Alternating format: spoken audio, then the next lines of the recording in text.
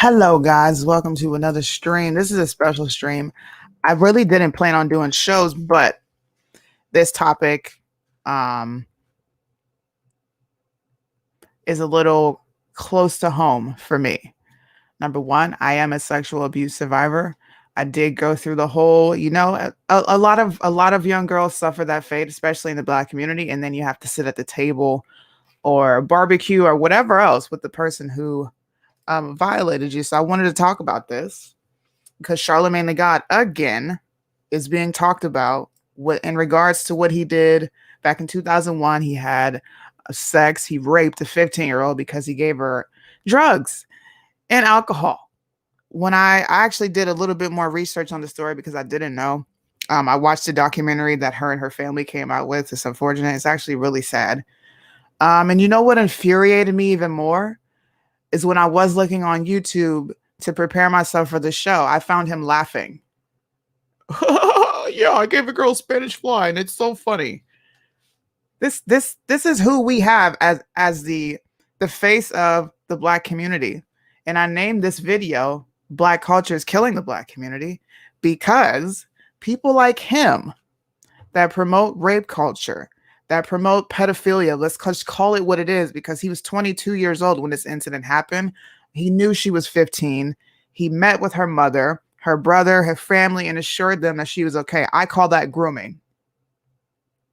At the party, he then peer pressured her into drinking. We need to stop. It's annoying when we support these so-called celebrities, these so-called Black leaders in the community, and they're dirty, bro. They're dirty. Number one, Black culture is not our own. It's not. It was given to us by entertainment, if we're just going to be frank about it. Nothing about Black culture is positive. And you are the consumer. You dictate the market.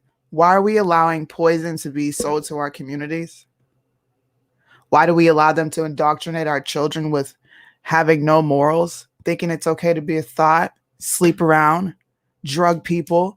Because Charlemagne's not the only one. Bill Cosby, Charlemagne, Cardi B came out and said she openly drugged men and robbed them. How long are we going to let this be the face of the Black community? I don't understand. Help me help you understand. But I have some guests with me, and they're going to be discussing this as well. Shout out to Kwame Brown for even making this hot again. He is going after so many parts or pieces in the entertainment industry. It's crazy. The NBA is going nuts. Now radio's going nuts. Charlemagne doesn't know what to do. I can't wait until the Breakfast Club comes out and makes a statement about this because they're a part of the Me Too movement. I don't know if you guys know that. Angela Yee is a woman who supposedly advocates for other Black women, but in this case, she's mute. Right. Well, let me bring up my guest. Thank you for being here. Tim from Patriot Nation. This is awesome to have you guys here. And we also have Ralph the Mouth from IG. Thank y'all for being here. We have some more people coming in. So this conversation is going to get interesting. And yes, we will talk about Trump because I know that's what people know me for, my political commentary. We'll be talking about Trump and Mr. Biden. How are you guys doing today? I'm doing good. I'm doing good. Thank you for inviting me. Thank you for being here. I'm doing good also. Thank you for inviting me also. Appreciate it. I didn't even watch it. I have to watch him talking to Judge Joe Brown because I didn't see it. But I'm sure it's crazy. Shout out to Kwame Brown, like you said earlier, man. He gets nothing but a shout out. Facts. That man been quiet for years, and now it's his turn. Let's go. Well, I'm going to play a portion of when Kwame Brown. Yeah, did you? I think he knows about it. Yes. You know about Kwame Brown, what he's doing now, right? Yes, I'm familiar with it. Yes. I'm going to play a portion of the video where he aired Charlemagne out. And the only reason, I don't know, just to give people context as to why this is happening, the only reason that Kwame Brown even came out about Charlemagne is because Charlemagne made some very choice comments about his father and a brother that he didn't know existed, and he did it on live radio. This is another reason that I say Black culture is destroying the community because we talk shit about our own and make money off of it. You're making bank off of talking shit about another man's family when you don't know. You have no clue what's going on, why this happened. You just threw it out and you were reckless. And he then had to walk his statement back and apologize. So this is why Kwame Brown is going so hard at this dude, because Charlemagne talks about everybody. Everybody. And you don't even got a clean slate. Yo, you're a whole pedophile out here. Yes, I'm going to call him that. I'm not doing alleged. I read the police reports and I have them pulled up here. He's a pedophile. Do you sleep in a coffin or something? Why would you let that man sit across from you, knowing what he did to that woman? That's a goddamn shame. Why would this company keep this son of a bitch on? Okay. Yes. Why is he still on a national radio show? I thought it was Love All Women. Or am I absolutely right that it's pick-me's? And then if it's the motherfucker you go eat lunch with, or if it's the motherfucker you follow on Instagram that you like, because nobody like me, but the motherfucker you like, a punk bitch can brag and dominate a woman and then sit there and talk about it on a goddamn interview, further mentally fucking up this lady because he know his white daddy gonna protect him. But you black women, y'all have been complicit in this shit. This nigga got a lot of famous black women that's his friend. I'm gonna expect you women to unfollow this son of a bitch. Are y'all supporting his behavior? Huh? Are y'all backing this nigga's behavior? Why do Charlemagne the God get a pass for what he did? Because I want that pass too. How the fuck can I get a pass? I would never do something like that. But how the fuck can I be so disgusting and such a piece of shit? And then I could be at the front line acting like I'm somebody peaceful and nice and put together, when all I do is disrespect black men, throw bunkie and penis at them, and act like a weirdo, because the things that he does is not even polite. That was some context to the situation. And also, I will be playing Charlemagne's actual audio where he talks about this not once, not twice, not 3 times, probably a total of like 2 years worth talking about this. And people just sit there and laugh at the fact that he drugged and had sex with a woman against her will. She said it. It is rape. Now, when I listened to the interview that he had while he was laughing, he's laughing. The guy that was interviewing was actually calling it rape right in front of him, and he was laughing it off like, "Nah, it wasn't rape." Haha. He goes. I didn't allow my friends to jump in on her. He goes, all I did was let him see her naked. Like, and he just keeps pouring more gasoline into the fire. It's like, yo, bro, you don't sound good at all. Any way you're describing it right now, bro, it doesn't sound good at all. You know what I'm saying? And people may say 15, even if she was legal and he did that to her, that's dead wrong. You don't do it. That's not how you do it. That's just not. It's just dead wrong. I've been with women plenty of times. I've been with them. I've partied with women. Trust me. But we're on a same page level. You know what I'm saying? Mm-hmm. Compared to me slipping her something and she loses consciousness. He actually said she blacked out. Yes. He actually said it. He said he had sex with a girl that blacked out. He did it to his wife too. Like, this is a pattern with this dude. He said it live on air, and his wife came on and confirmed the story. She did not want to have sex with him. They got drunk, and he took advantage. This is a pattern with this dude. Oh. I want to hear what you got to say on it, Tim. What do you think? What do I think? There's a lot to think and a lot to say. Number one, I would have to say he's just a sick individual. You know, obviously he's a pedophile. In your opening statement, how you were saying, and the other broadcaster was saying how he's Kwame Brown was saying how he's profiting off the black culture. These people are profiting off the black culture. This brings me to what a great man. I think he's a great man. His name is Booker T. Washington. If everybody's not familiar with him, look him up. He's a great African American or black man. I call him black man because he was a black American. He said, I'm going to quote him. So if I misquote, don't hold me against it, but I'm just paraphrasing it. He actually said this in probably like 1908, 1910. There is a certain class of race problem solvers who don't want the patient to get well, because as long as the disease holds out, they have not only an easy means of making a living, but also an easy medium through which to make themselves prominent before the public. Booker T. Washington. And a quote from over, I'm just paraphrasing, from over 110, 20 years ago is so relevant today. And it puts Charlemagne, it classifies Charlemagne and other hustlers out there profiting off of the black culture by tearing down the black culture. So that's what I'm going to say about that. And hopefully it made sense. But that's that's what I'm going to say about that. I mean, it does. That's actually one of my favorite quotes. I put that everywhere. Okay. And it's true. I personally, I know I speak out on this. I'm tired of people using the quote unquote black plight to push agendas, to push policy, to push this insane notion of, white supremacy running the country, white privilege. If we think about it, I'll give it 57 years, because that's exactly how long we've been voting Democrat, give or take 57 years. So for 57 years, we've been talking about race. For 57 years, we've been talking about white supremacy. For 57 years, white privilege has existed. So we've known for 57 years. Mm-hmm. And in 57 years, the problem can't be fixed. Wouldn't that then imply that, hey, there might not actually be a race problem here? Maybe it's the fact that black culture is pushed to black people, and then they then adapt those quote unquote cultures that aren't even synonymous and singular to black people. It's just not. How long are we going to talk about racism?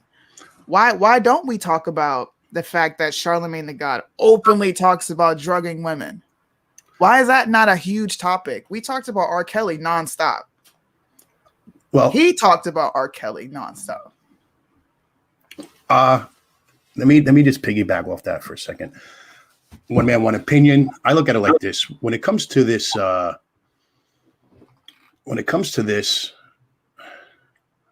do I want to word it right?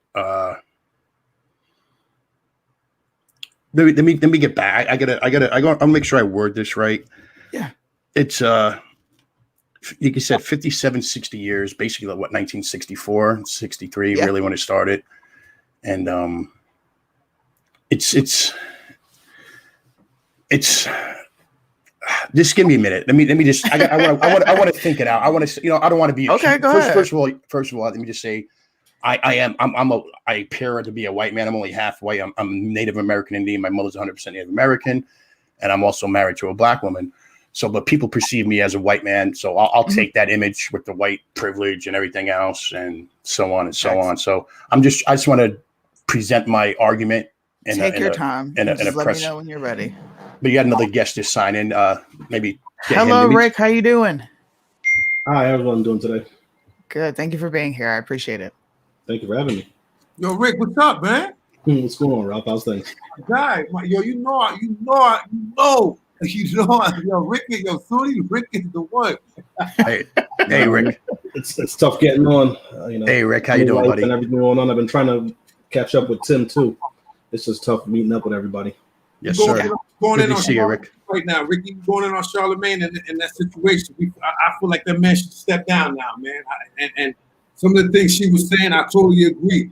We attack this part of the black culture. You want to say this is wrong, but we're over past that. Even like black on black crime. As soon as you start talking about black on black crime, you know what I'm saying? Your head gonna get taken off. They're gonna start saying the white man does it too. You know what I'm saying? So I understand what's going on when it comes to that. But I have my own views too. Like, me and Tim had it on the phone when it comes to the white privilege and so on. I do have a little bit of, you know what I'm saying, with that. You know what I mean? I can break it down.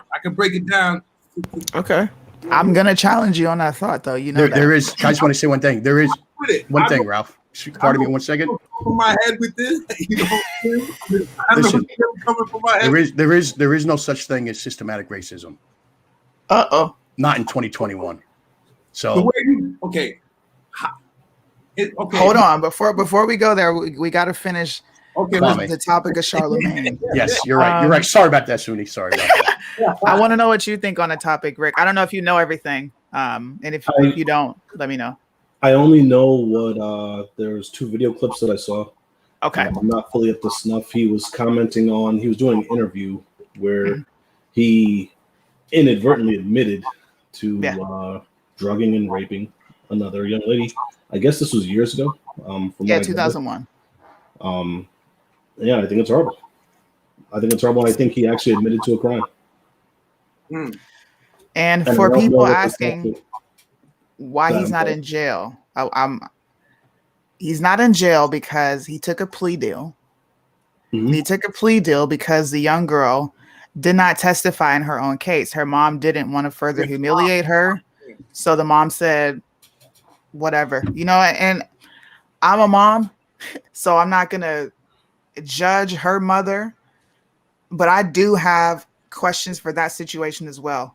And we won't even get into that on this show. I'll save it for another show. But that was to answer the audience's question. He's not in jail because he took a plea deal and they can't go after him again. He took a deal, signed it on a dotted line, and the girl didn't testify. That's the only reason that he is not sitting in jail right now.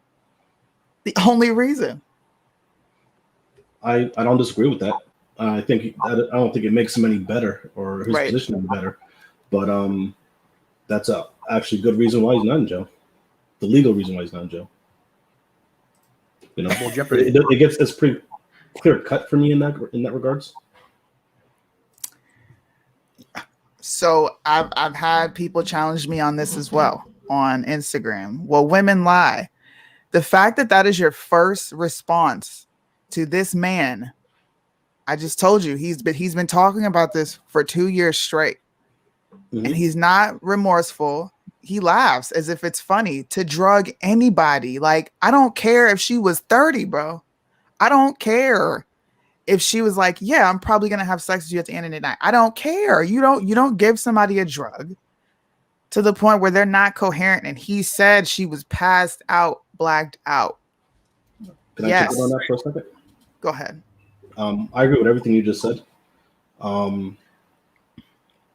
Once you take the person's ability to say no away, it becomes rape, regardless of what happens after that. Absolutely. Whether the intent was there or not.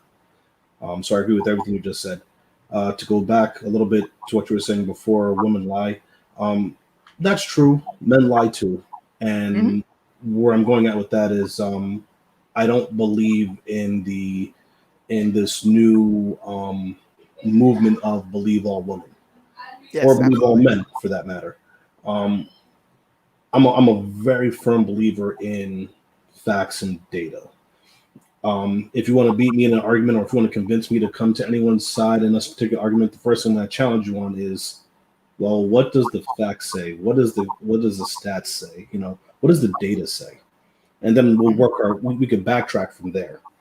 But there have been tons and tons of cases where women have lied to save face, like they shoot for the guy, and then they have second thoughts, or they catch feelings and it's not reciprocated, and then they lie. And then the male is at the disadvantage to defend those lies. And he's the one that's expending the money for lawyers, that's having to save face. And even if proven innocent, he still carries that stigma. Yep. And another thing is that there's no repercussions for the accuser. There have been a lot of cases where women have sent men to jail off of lies like that. And then it comes out years later, and it's just like, okay, you know, now we're starting to get little incremental, more on parity with them getting some kind of repercussion for false claims, but it's still very disproportionate. So that's why I say if you're gonna challenge someone and put their freedom on the line, it's always facts and data before opinion. Facts. I agree with that. I agree with that 100%. But that brings us to where we are, though. this is what I call the modern day feminism, liberalism, the buffoonery that they do. They're waging war on men, period. It doesn't matter your race, doesn't matter your religion. It's just toxic masculinity. So the bottom line is they're waging a war on men because, number one, men are the backbone of a family, nuclear family. And in order to further, like I always say the Marxist doctrine or whatever, liberal buffoonery, whatever you want to call it, you got to break down the men. You got to make men weak. And that's what, and that's what's happening. So to touch off what Rick was saying, what you were saying earlier also, Suni, I believe it's just this liberalism, this mental disorder, and they're just tearing down men in general. They're just tearing us down. And us men got to, get our kahunas back and say, enough's enough. We're men. Yeah. We're supposed to take care of our women. You know what? I have, a daughter, 15-year-old daughter. If some dude actually slipped my daughter a Mickey, guess what? I'm 50, so I'm probably going to go to jail for half my life's over. You slip my daughter a Mickey and you rape her, chances are I'm going to jail for a very long time. I'm openly saying that on a live stream. So anybody out there, you ever see my beautiful daughter, just be aware. And I think every father, brother, cousin who have nieces or has cousins that are women, like, it's unacceptable. You just can't date rape somebody. You just can't slip them drugs. If you're that desperate, I'm not a believer in it, but if you're that desperate, get a hooker. Get a hooker. What I'm saying? So. I mean, that's just me being silly right now. But it's the truth, though. There's no reason to do it. And it's been going on for years and years and years. Mm-hmm. It happens. Can I jump in on that for a second, Tim? Sure, go ahead, sir. I just want to make one statement on that. I agree with you as well. In that we should be defending our females, and everyone should be doing their part to defend their female friends, family, and all that. But that also entails a certain amount of danger as well, because when there is a lie, you do have so many men rushing either in defense or retaliation of the female. And a lot of times it's a friend, and some more of the it's going to come out wrong, but some more of the scandalous women that play the field a lot and sometimes lie or disingenuous. They put themselves in a position and then they regret it, and then they make up a lie to save face or whatever. And then you have men that believe that and act on that bad information. And I think, not that we should never protect one, but I think we need to slow down and get accurate information. And then, by all means, do what we got to do to enact the whatever you feel you need to do. But I think first and foremost, it's accurate information needs to be based on accurate information. Yeah, but when a dude openly admits it on live, 100%. Stuff like that, man, and he's a public figure, and he always has criticism for this, that, you know what I mean? Like, they always have that thing, don't throw rocks at the glass house. What is it? I forgot the saying. Don't throw rocks when you're living in the glass house. Yeah, so he's basically doing that, and he's being exposed again. It's been out. It's not the first time I've heard this. Mm-hmm. It's just coming out because he went after a man. He went after a man that he shouldn't have went after. You had no right to mention that man's name in any type of negative way when you come from where you come from. You know what I'm saying? So he needs. This is great that this has happened to him, to be honest, and this should happen more, to be honest. It's true. This should not be hidden, man. There's a lot of things in the black community. So you want to use the black culture, whatever you want to call it. I agree with that. But in the black community, there's a lot of things that they don't want to be accountable for. You know what I mean? Yeah. Here's a tweet from this guy. Dudes ask me, how do you get out of the platonic friend zone? You don't. Just take the L and hope to sneak some when she's drunk. Wow. That's a tweet. That's a pervert. That's a pervert in my eyes. Like you're letting your left hand know what your right hand is doing, and he's so full of himself that he actually thinks he's untouchable. And usually when people get to that point in life, the more they speak, the more they're going to reveal themselves. Hey, Trish, let me say something off that. With his platform, for him to tweet that, he has some type of backing. Somebody like it's like when they say they sell their soul, when people sell their soul, somebody got something on him, right? For him to put out that and not be, you know what I'm saying, and not be in trouble for it, even after those allegations. He has some type of. Well, let's be honest, and not to be political. Bottom line, he's a Democrat liberal. They get free passes and everything. Hunter Biden, not to change the subject, but look at Hunter Biden himself, another pedophile. There's videos of him, pictures of him smoking crack, having sex with little Asian girls, little white girls, black girls in Haiti and China. So as long as you have a D in front of your name, and you follow this Marxist liberal ideology. Like you said, you're selling your soul, whether it's you're selling your soul to the devil or whatever it is that you want to come up with. That's the bottom line. And that's why he's protected. All evil's protected. You know, we're living in a wicked time and an evil time in this world in 2021. And the truth's not wanted. The truth is actually hated. And the messenger who sends the truth is despised. And that's why somebody like me or somebody like Suni or Ralph or Rick, whether we're on Facebook, whether we're I'm not on Instagram or YouTube, I was shadow banned. They just silence us and they call us radicals. You know, I'm sure all you three are two men and a woman of color. I'm sure you've been called. I've seen it firsthand with Rick and Ralph, coons, sellouts. You heard it from me. I'm a racist, this and that. You know, it's just ridiculous. If you believe in the truth, if you're a God-fearing person. You want to be individual accountability. You're going to be shunned. They're going to make you. They're going to make you the evil person. Woe to those who say is good is bad and bad is good. And we're living it. We're actually living it in this time. So I mean, that's all I really got to say about that. But I'll leave it for the next host to piggyback off that or add their own say to it. Well, I'm gonna play. I wanted to bring attention to this because I feel as Black women, we have a duty to stand up for little girls that come from our community. And a lot of us have suffered the same fate. Like I said at the beginning, I actually had my, I did a show centered around Black culture, which is crazy. And the topic of molestation and all those things came up. And this guy was just being very cavalier. You know, he didn't act like he cared. He was just like, well, it happened to me too. You know, it's not a big deal. And I literally broke down on camera. This is my first time publicly even talking about it. And I'm like, how dare you? How do you act like this is a normal part of life and people just go through it and you get over it? You actually don't, especially when you don't have the resources or tools to help you understand what even happened to you. And Charlemagne himself went through sexual abuse. Oh, for real? Which is probably why he does what he does. Mm-hmm. I'm not giving him a pass, but these people have a pattern in a history, and we have to talk about it.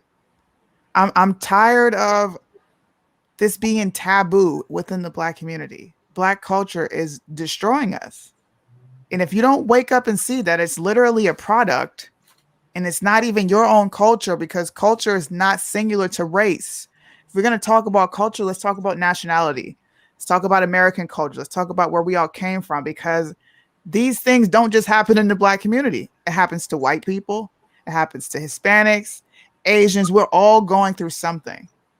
Absolutely. This is why it's important to me. I want to be a voice for people who don't necessarily feel comfortable speaking out. And this dude's trash. I don't have a problem saying that. Everybody knows when they watch me, I don't mince my words. I've been labeled controversial, and all I do is say what you're afraid to say. This is the late night creep. That's it. So I'm going to play. That's because you speak the truth. Like that's what I said earlier. And we're a nation, we're a world of deceit and dishonesty. And so when somebody speaks the truth, it's not accepted. It's not wanted. You're unfortunately in majority of society, you're an enemy. I'm an enemy. All four of us are enemies because we speak the truth. And if we're wrong, we'll admit we're wrong. We'll research. People don't research. They just go by what CNN says or what Charlemagne says or what Stephen A. Smith says or what Rush Limbaugh, what anybody says without actually researching it. And it sucks for all of us, all of us critical thinkers who who want truth, who wants to spread the truth. And I mean, that's really it. You know, I mean, that's why you get attacked, Sunni, because you're a humble person, number one. You're a God-fearing person, number two. And you're, you know, you speak the truth. So of course you're going to get, you know, attacked and criticized. And that's just, you know, that's a badge of honor to me. You know what? That's a badge of honor. That's why I'm honored to be on your show, because you speak the truth, whether it hurts people's feelings, whether we agree 100% or not, it doesn't really matter. It's a badge of honor to be on your show because you speak the truth. You know what I mean? Thank you. I appreciate that. You're very welcome. I watch your live broadcasts. I learn a lot. You know, like I said, I'm always looking for the truth. That's all I can say. I like to research. I'm sure Rick can piggyback off that. Rick's helped me out a lot in my little social media thing with researching. He's, you know, hit me up on some like good links to look up.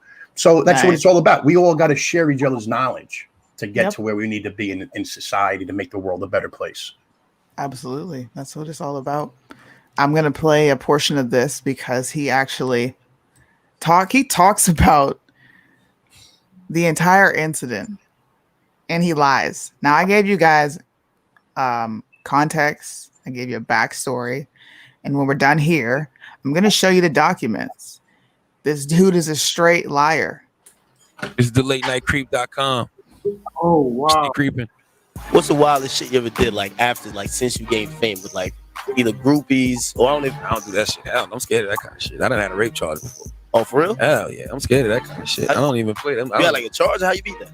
Because I didn't do it. It was a criminal sexual conduct with a minor charge. That means you would have to like register for the I was right? it was the year 2000 2001. I think I was like 20. I was 20 years old. My cousin had just graduated from high school, and he had got a scholarship to Penn State University. And I had a First of all, he lied. He was 22. It's in the court documents. I'm changing the story here. He's lying. Yeah. party, and I had all of these chicks at a party. Like, I was doing overnights I was working at D93 then, so I had all these chicks there that I met through radio, and you know, chicks that my dude had known. So I used to always see this chick with my dude. So I bought, you know, I invited her to the party. So she was at the party and shit. She got drunk, high, whatever. Something happened in the room with a couple of my dudes. I'm asking them, did they mess with the chick, you know, after the fact, after she pressed charges? And they was like, no. But they was like, yo, she's bugging. I remember the night of, they was like, yo, she's in here bugging out. She's kicking over the TV and she's trying to set shit on fire. I'm like, what the fuck? Because I had left. So the next morning, I'm hearing she said she got raped. She got raped. So I go to the hood to ask what happened. They like, yeah, you know, my cousin who had got the scholarship, yeah, he's in jail now. What you mean he's in jail? He's in jail. They said he raped the girl. I'm like, get the fuck out of here. I go down to the jailhouse, talk to the detective myself. Another lie. No, ain't got no one for me. I just told the detective, like, hey, look, I take full responsibility for anything that happened in the house last night. You gonna take the case? No, but I told her, I said, as far as I know, because I asked around, did anybody fuck? I'm like, yo, nobody got raped. Yada yada yada. They didn't even have my cousin in custody. I can't stomach it anymore. He further goes on to lie. I took full responsibility. No, they issued a warrant for your arrest. They called you and you went to the police station. All the stuff that he said they took from him, they did cotton swabs, they did this, that, and the third. They took hair. No, they didn't. They took blood. And the only reason that you're sitting there talking about this so cavalier and just so like nonchalantly is because this girl didn't testify. She didn't testify. Go look her up. Her name is Jessica Reed. She's got a documentary on YouTube. It's about 40 minutes long. I don't like people like this. I don't. I think he's scum of the earth. And I really can give two fucks what happened to this dude. They can drop him in the middle of the ocean for all I care. It's disgusting, man. Nah, it's bad, man. Because he switched up the story big time. Big time. He switched it all up. He's a liar. That's what liars do. When it's like a rat. When you corner a rat, I work in New York City, so I see a lot of rats actually. So when you corner a rat or a raccoon or whatever you want to call it, what do? You're cornered. You just attack. You start changing the story, you know, and you start lying. And that's what's the problem with liars is when you tell one lie, you need to tell two to cover the first one. You need to tell 3, 4, 5. Next thing you know, the story don't make any sense. And then that's where we are today. This guy's a grimy dude, pedophile, rapist, and so on and so on. That's all I want to say about it. I don't know. I'm going to keep it short and sweet. I'm not surprised because there are very few people that are going to come out and say, "Yeah, I'm a pedophile piece of shit." Like, but you don't have to come out and say it. I mean, your actions. He's a horrible human being. He's trash. Yeah, exactly. I'm not surprised he lied about it. Me neither. This is the same dude who puts ass and balls in front of grown men. Like, look at it. This is funny. Whoever would do that, whoever would do those actions, would lie about it. I want to just jump back to about a couple minutes ago into the thing when you said, "How is he getting away with it?" And I kind of gave a little explanation. I just want to indulge further in that. How is he getting away with it? Another thing besides being a Marxist liberal idiot, the powers that be, world governments, our own politicians, they're all pedophiles themselves. They're all sickos, and they create the law, so they protect themselves. They appoint their judges. They appoint their commissioners of police departments, and judges and prosecutors and so on and so on. So I believe that also plays into everything that's going on. That's why the media, all the people on media, they're all part of it. I mean, I just one man, one opinion from my researches, from my 50 years on this planet. This is what my conclusion I came up with. So they're all protecting themselves, from the media to the courts, to sport agents, to sport owners, and so on and so on. I mean, if that makes any sense, or that's how I look at it. Just one man, one opinion. So you're 100% correct. The government is all about self-sustainment.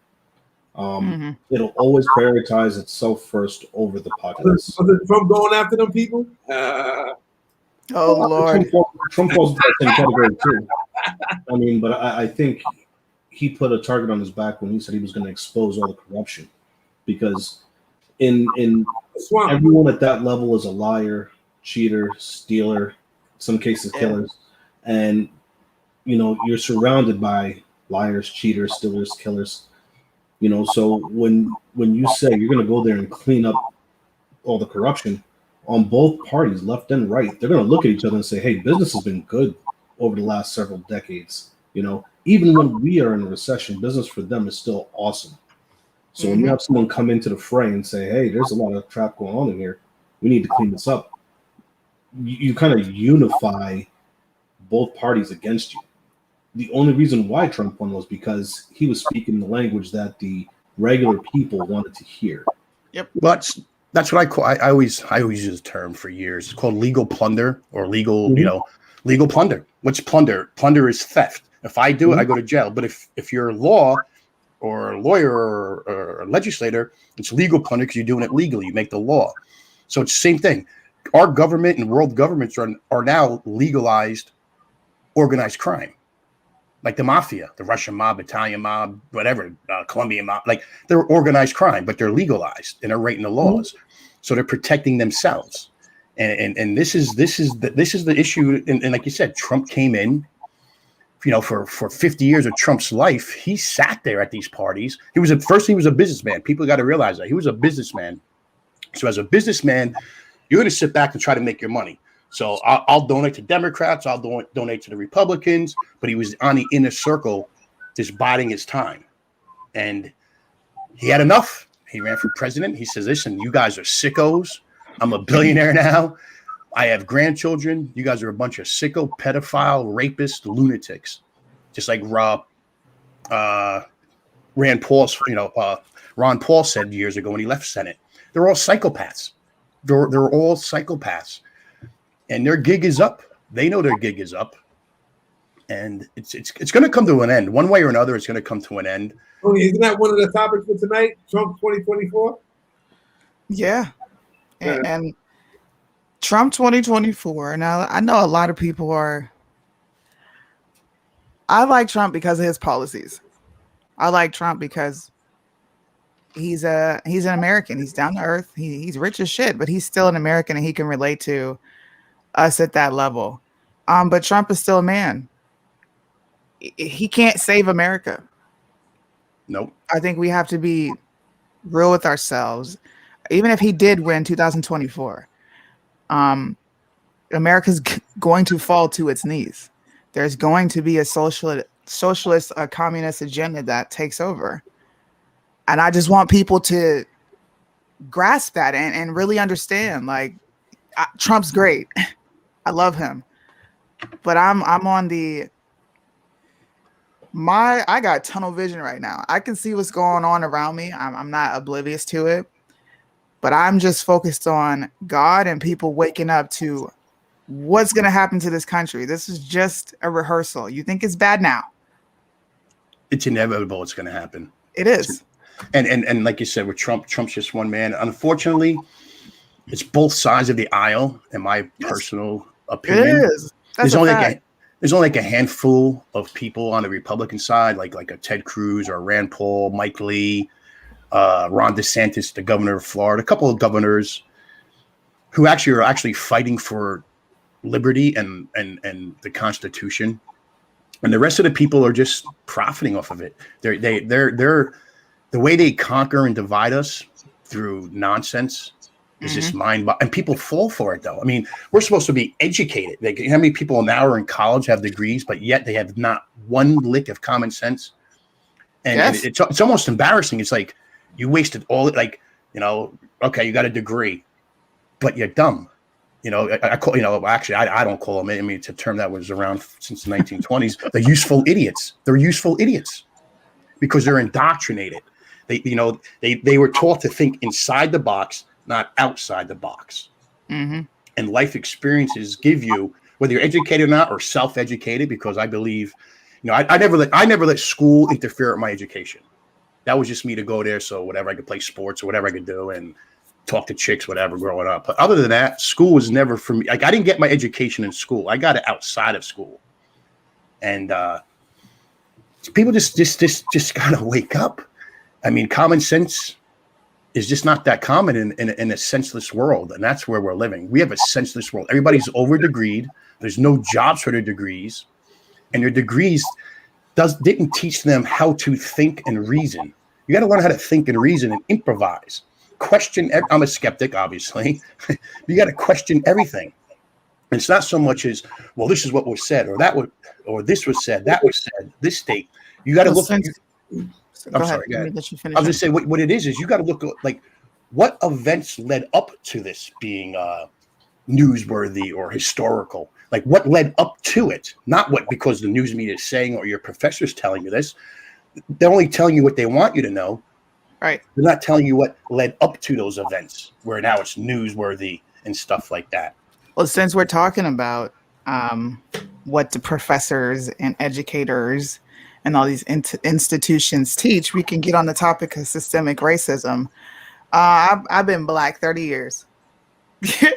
Y'all have probably been Black a little bit longer than me, but I didn't grow up hearing about systemic racism. I didn't grow up hearing about racism at all. The most I heard of racism is, white people just don't like you, but it's okay. You do your thing, they do theirs. You're going to face obstacles, but like racism just being crammed down my throat. No, I only talked about Martin Luther King on Martin Luther King Day. Okay. We didn't talk about Juneteenth. We didn't get educated on any of the history of slavery. It was just the civil rights on forward. That whole era of history, I had no clue about. So I'm on the same page with Tim. Systemic racism is BS. I just want to say one thing, and then I'll let the other guests on the panel say something. My thing is this: systematic racism is a genius propaganda tool. Absolutely. Okay. To me, systematic racism is such a perfect Marxist liberal formulation. What it does is it takes a whole society and it takes a whole society without blaming anyone in particular. So it generates little opposition. It signifies everything and nothing simultaneously. It can't be proven and it can't be disproven. It's just a word that's thrown out there and people are buying into it. And it goes back to goes back to people not thinking.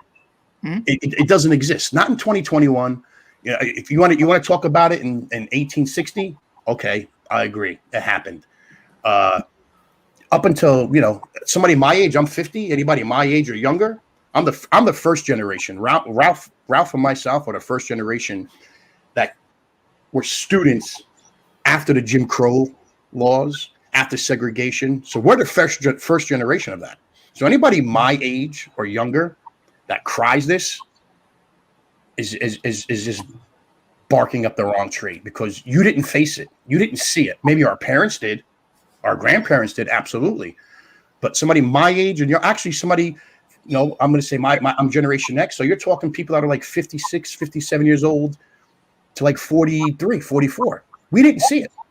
It doesn't exist. Not in 2021, not in 2020, not in 2010. One man, one opinion. And it's systematic racism is a great it's a genius propaganda tool. And the people that are in power are using it perfectly to divide and conquer us. And we're falling for it.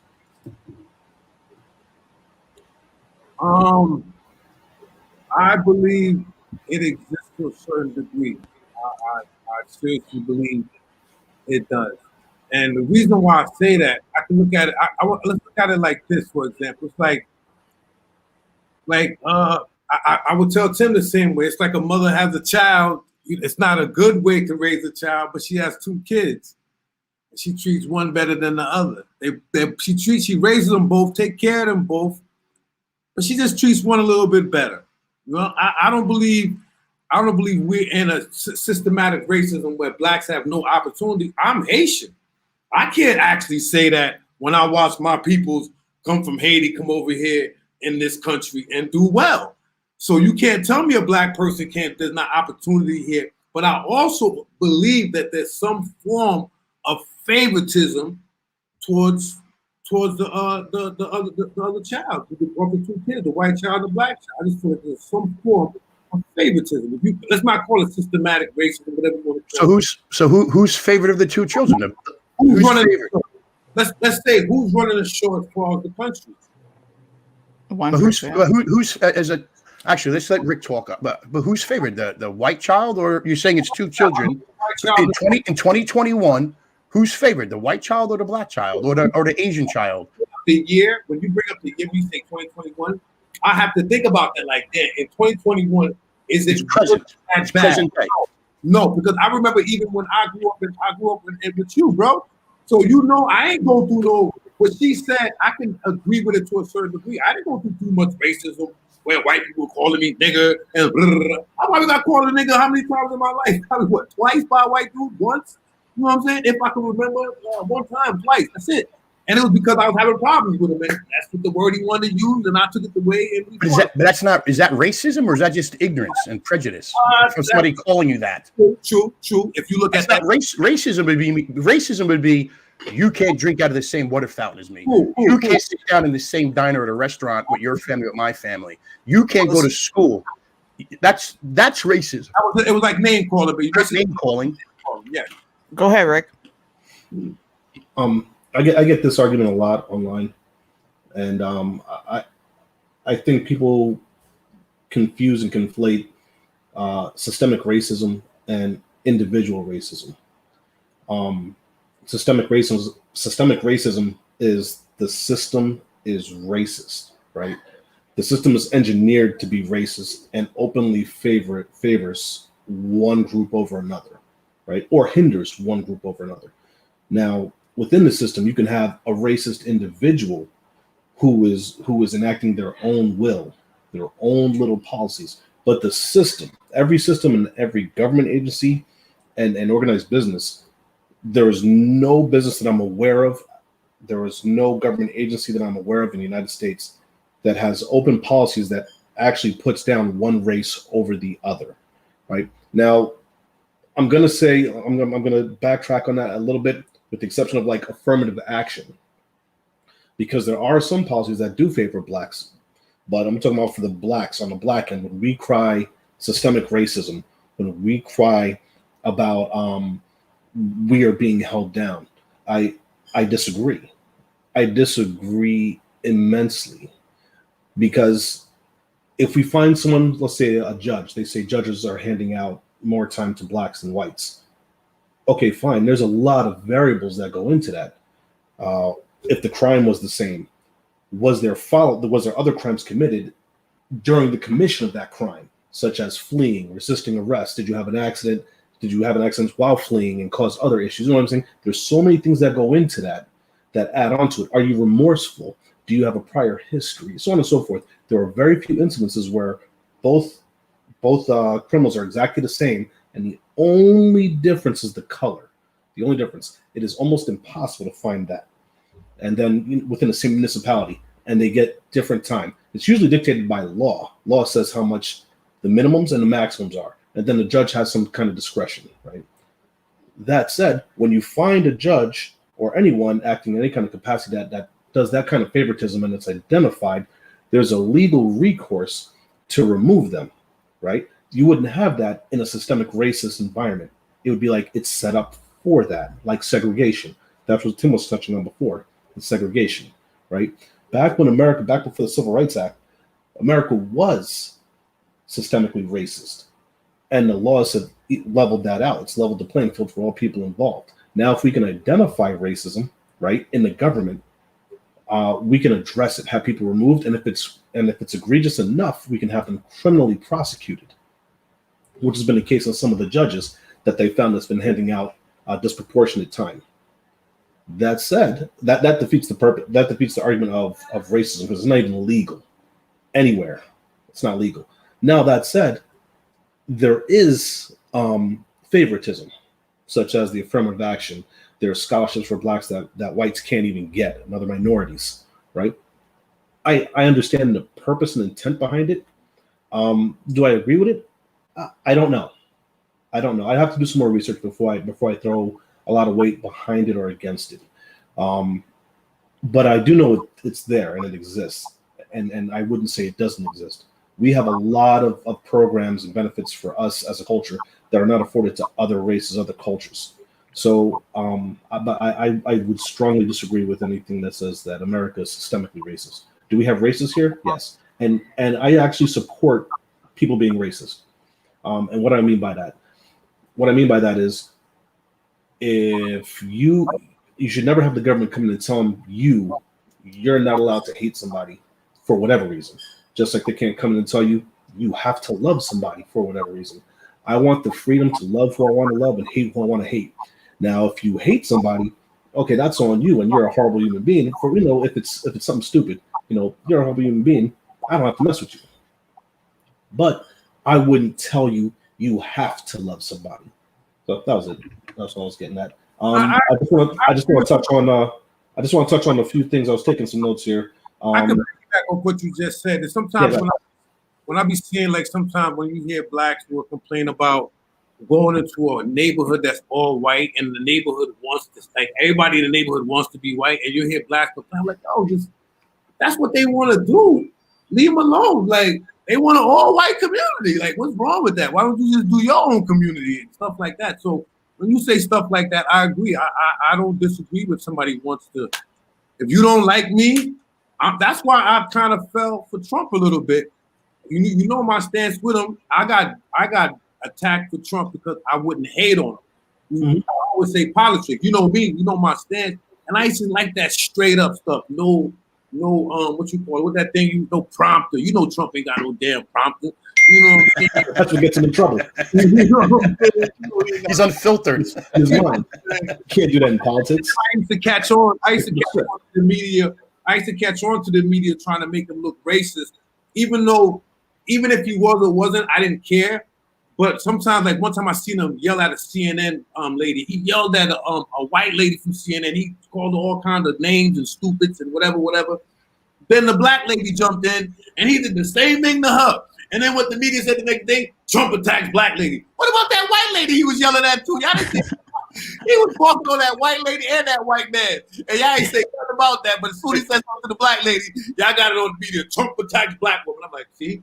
It's ratings, though. Yeah. Ralph, it's ratings. What's going to get ratings? Trump attacking a white woman or Trump attacking a black woman? What's going to fit the narrative, and what's going to bring you ratings? I seen all that. So, and then another thing that used to bug me out too is, like, before Trump, everybody used to call the television tell a lie, television, the media is no good. And soon as he says it now, the fake media, fake news, as soon as he said, everybody's like, I'm like, he been saying that. I've been hearing that for forever. We said the media is lying. As soon as he said it, it's no good. I'm like, I bet. I'm catching on that. Well, we have in this country what's called socioeconomic privilege. I probably have a lot more privilege than somebody in the inner city would. And I'm black. There are white folks that live in the hood. And you know what? There are other white folks that probably are far better off than those white people. It's your surroundings. I was watching this movie on Netflix. I think it's called A Day in 40 Hours. He's in the hood, and it's this guy who's like into crime heavy. His father was into crime. His mother worked. His dad sold crack. Did cocaine. And in the movie, he's like, the government don't give a crap about us. White people don't give a crap about us. And I'm like, wow, they grow up in these set of circumstances. Okay. And I didn't grow up in the inner city, but I grew up around it. Like it was right there at my front door. So you grow up with these set of circumstances, and this is your surrounding all the time. This is when reality is a perception is reality kicks in. It's your reality though. It's not mine. It's not anybody else's on this screen. I have never been targeted by cops. My husband's never been targeted by cops. I can't even talk about if my dad was targeted by cops. It's not the same for all of us. There's a socioeconomic privilege. Well, that's yes. true. That's true. Yes, and you know what? People can't get mad at that. You don't get to get mad and get jealous because in trouble. They don't worry about no. My whole I'm Haitian. I'm full-blooded Haitian. I'm the black sheep of the family. I'm the one. And then when I used to worry about police, I was in the streets. But now I'm not doing. That's why sometimes when I say to people that complain about police and this, that, I always ask them, who's complaining? Is it law-abiding citizens or is it criminals? Yeah. You know, I always want to ask that question. And I don't think the police is perfect, but I don't want to say they're the problem number one sometimes in the hood, especially when you have black on black crime. You know what I'm saying? When you have black on black crime and you keep getting mad at this person, it's like, whoa. If we're gonna get mad at them, let's get mad at this too. You know what I'm saying? But I get my head chopped off for that scenario. You know, and sometimes I disagree with the police, and sometimes I agree with them, but you know, blacks want me to, you know what I mean, black people, you know what I mean? If you're watching this, I'm talking to you, black people, y'all want me to fit the narrative. And me, I like to see the balance. Like, you see, that's why me, when I hear Ricky, that's why I'm always passionate with Ricky, because Ricky sticks to facts. He don't have yes, he does. There's no emotions with this guy. You should see him soon on this Facebook, girl. This dude got no emotion. And they be attacking him. He'll just splash him with facts still. And I'm like, this is what I'm talking about. And I believe the balance. And me and Ricky is bump heads. Me and Ricky is bump heads on the thing. You know, it's all love. You know which one too, Rick? I used to want to get it's all love. 4 shots. That 4 shots was too much, bro. 4 shots was too much, man.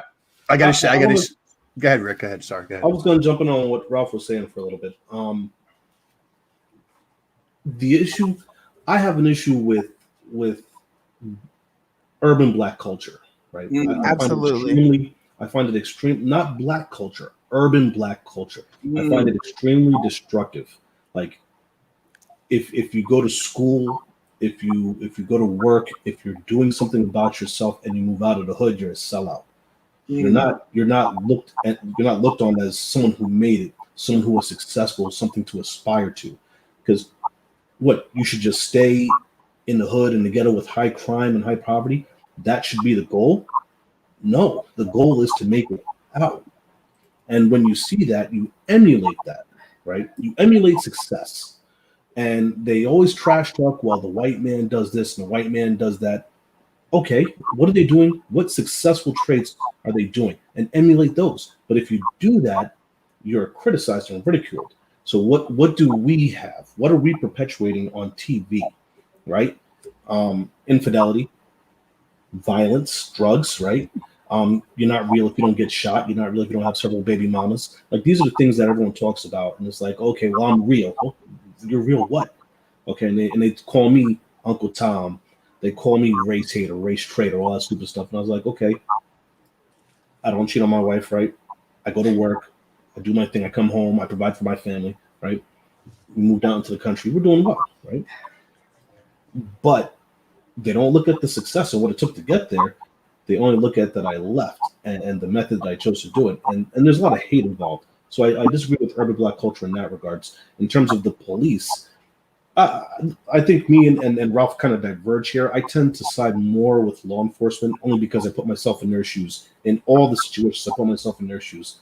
You know, they get up in the morning, they get dressed, they go to work, and they're thinking, you know, what am I doing this weekend? What do I got going on later on today? And then they're thinking about their job too, but they're not out driving around, or I should say the vast majority aren't driving around looking for black people to screw over.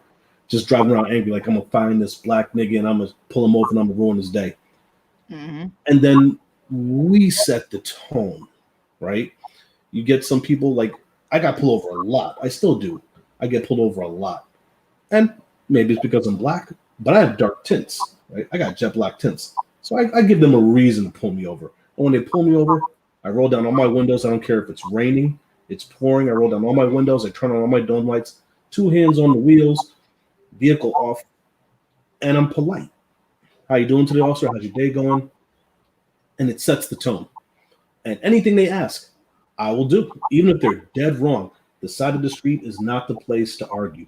The court is the place to argue. And people take it like it's their right. And they look on TV and see all these people fighting and think it's their right to argue because everyone else is doing it. And then the police, they never meet you equally with the equal amount of force, right? If you raise to one level, they're going to exceed that to establish control and dominance. That's how they train. That's what they always do. So I always tell people, like, when you meet these officers, like, take it down a notch and always comply. And I always get attacked for that. Yes, that part of the police, that part right there, I totally agree. I teach it to my son. I got grown son. I got a 28-year-old son, and I tell him straight: the police pull you over, you listen to them. You don't. That's it. I don't want to hear nothing. You comply. You know what I'm saying? I agree with you. Sometimes I seen dudes do stuff or you running resisting arrest, and something happens to them. Like, see, for every action is a reaction. Mm-hmm. I just go against, like say, for example, the girl, remember when the cop came on the scene, the father was dead, and he put 4 shots in and killed him. I just think 4 shots was excessive. You know, it's just little things like that. I understand the police has a job to do. Like I said, I come from a different background. You know that, Rick. Mm-hmm. I come really from the streets, for real. So, but now that I don't in the streets, I don't worry about the police. They don't bother me. They don't. That's a fact what you just said. They don't see me. I could be looking in my same hood manner that I've been looking back in the days, and they don't do nothing to me. Why? Because I'm not in that world. I'm not worried about them, and they're not worried about me. I got sons. My sons don't come home and be like, "No, Dad, I got pulled over today again." So that I have to agree. I just believe in the procedures sometimes a little bit need to be tweaked. I think they need a little bit more hand-to-hand combat in their regiment and stuff like that. You know, that's my opinion. You know what I'm saying? Yeah, but even if you weren't doing anything wrong, right? Let's say you weren't doing anything wrong and the cops came to harass you, right? Mm-hmm. All these people were talking about the cops are out here murdering black people. I have yet to see a video where a black guy was sitting there minding his own business and the cop rolled up and shot him for no reason. For no reason whatsoever. There's usually some kind of back and forth with it. Thank you. Runs or does something stupid. I'm glad you said it, so I didn't have to. I've been saying this all the time. I get my head taken off. What you mean? It's always something that escalates it. I just want something that escalates it. I just want to interject real quick for two seconds because you got. I enjoy listening to what you guys are all saying. Mm-hmm. Just to go back to what Suni said earlier and what actually Rick was talking about with the urban blacks. The bottom line, I'm going to simplify the complex. It comes down to this: individualism and accountability. And this is what it is. Whether you're white or black, Asian, doesn't matter what you are, Jewish, Christian, Muslim. If you hang out with crackheads, chances are you're going to be a crackhead. If you hang out with thieves, chances are you're going to be a thief. If you hang out with successful business people, chances are you'll be a successful businessman. If you hang out or you know people who are union workers, chances are you'll be a union worker. And this is the problem. It's about individualism. It's about you as an individual should be held accountable for your own individual actions, and you got to suffer your own consequences. And this is where unfortunately, again, I'm being redundant with this liberal Marxism buffoonery. They believe in this collective Marxism. You got to understand something. Poverty is a commodity. So what they're going to do is they're going to group people to white poverty, black poverty, white drug addicts, black drug addicts. That's the way they keep their power, is by putting us into groups. But we're not groups, because majority of the people, white and black, Asian, Hispanic, we all, like, I grew up, Ralph, I know Ralph since I'm 10 years old. He'll tell you that. So we grew up in a community diverse where we're hanging out, obviously I'm going to show my age. We had keg parties and stuff like that. It was black, white, Asian, Jew, Muslim, keg parties. Can't have that today. But, we all hung around, smoked our blunts, smoked our weed, drank our beer, hung out, went to dance clubs. There was no racism. I see more or make-believe racism. We all hung out and chilled. We played football, took showers after football games together. Nobody cared. And all of a sudden, here I am now, I was probably like 40, I'm 50 now. I was like 44, 40. I started seeing this whole switcheroo, like, oh, there's racism and this and that. And it's just a bunch of buffoonery to me. So I just want to put that little 2 cents in. But actually, guys, get to carry on, because I was enjoying what you guys were saying, and I'm learning from that, because I'm not black, so I can't look at it through a black person's eyes. To be honest with you, I can't. Well, so I just want to say I'm enjoying what you guys are saying, and then actually, it's making me more aware of things that I didn't know. So I'll just leave it to that. And I'm just gonna play this. I'm gonna play this in the background because I'm trying. I want to drive home. This is a compilation of white folks. These are actually white people that are not resisting. White people getting shot. Right, not resisting, following commands, complying, and they get obliterated. Black culture teaches us you got a target on your back if you're black. I'll be right back. I have my doorbell. You got a target on your back if you're black, and that's BS, man. This is Daniel Schaefer. This is a guy I talk about all the time, and they just murdered him in the hallway. That's murder, and these cops were not charged. Well, I saw that video. What if you listen to the audio, and if you look, I don't know if you saw some of the background. The police were called because there was a report that he was pointing a rifle at people at the hotel, out the window of the hotel. So the cops don't really know what they're getting into. All they know is there's an armed person, and they're responding to it. And the guy is walking on his hands and knees, but he keeps dropping his hand to pull up his. It looks like his shorts kept getting, like, while he was walking on his knees, it looks like he was wearing these low-cut shorts, and they kept pulling down because they kept getting caught between the carpet and his knees. And he kept pulling his shorts up, but the cops were saying, "Stop reaching in your waistband." And they could have handled that better, but I don't think they were necessarily wrong. They should have had him lay down, and they should have approached him, put his hands on his head, and not approached them. He should have just laid down, put his hand behind his head, crossed his ankles, and they should have approached him. But I could see, like, at the moment, hindsight's always 2020. Hindsight's always 2020. But when you're called about weapons, and they may have other weapons and they've been pointing at people, I could see it putting people on the defensive. Yeah, but that dude was on the ground. He did kind of have his hands up. Then the cop didn't have to put them shots in him right there. Well, he had his hands up, but he kept dropping his hands. He had his hands up, and he kept dropping his hands. That cop had an itchy. That's one of them itchy fingers, man. Yeah, that's itchy fingers. That's fear. That could be a lack of training. That's one of them. I wouldn't have pulled the trigger on that, but I could see how some would. I would not. Because you got to understand, Rick. Let's be honest here. That's human error in the police force. Like, absolutely. Absolutely. I say there's human error, and that right there to me is human error. You know what I'm saying? It's like, I understand what you're saying. He coming on the scene, he got to be ready. When you get called to a scene of the rifle over there, you should come over there on the ready. I get it, but you see a man on the ground. I don't think he had to kill that man. That's all I'm saying. He didn't have to kill I agree. I agree with you. I wasn't there though. You know what I mean? Depending on the call that came across the radio, depending on that cop's experience, there's just a lot of things that go into it. I wouldn't have done it, but that's me from the safety of my living room. You know what I mean? I'm in the safety of my living room. Nobody's bothering me. I wouldn't have done it. But if I'm there, I got the report. The last call I could have had, the guy could have been real quick and drew it, and I just barely got out. I could have been shot before as a cop, and it makes me extra trigger happy. There's so many things that go into it. But ultimately, the big thing is compliance. And that guy was being compliant for the most part, but he wasn't following commands. When in doubt, it's a safe bet to just lay there and put your hands on the back of your head, or flat out, and just lay flat out, spread eagle on the ground, face down, and let the cops come to you. Okay. Salty Granny. That could be very well true. It doesn't mean that cops killed them. Again, this is when context and you doing research matters. And I'm not talking about you. I'm talking about the popular YouTube channel. Over 1,000 in 2021. That's bullshit. That is bullshit. I look at statistics every single day, bro. Every day. And here's what you got to ask yourself. If it is indeed 1,000, over 1,000, how many of them were criminals fighting and threatening the cops to even want to put them in that position to defend themselves or eliminate a threat? How many of those were actually unarmed black men not doing absolutely nothing? They don't give people the context in that. They just throw the number out. Oh, over 1,000 of people. They sensationalize it.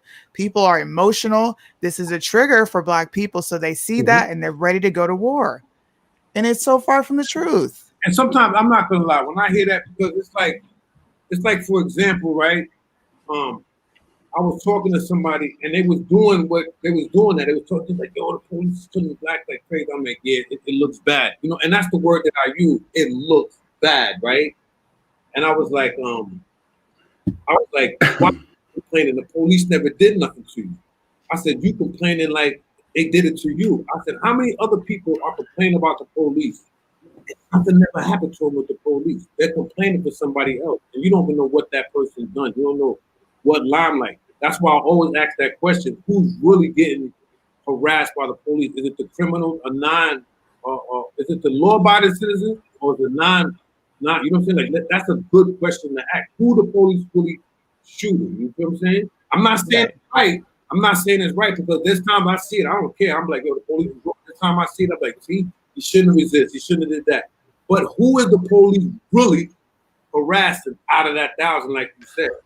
Because most of the people that are really complaining, most of the people, some of them have never been touched by the police.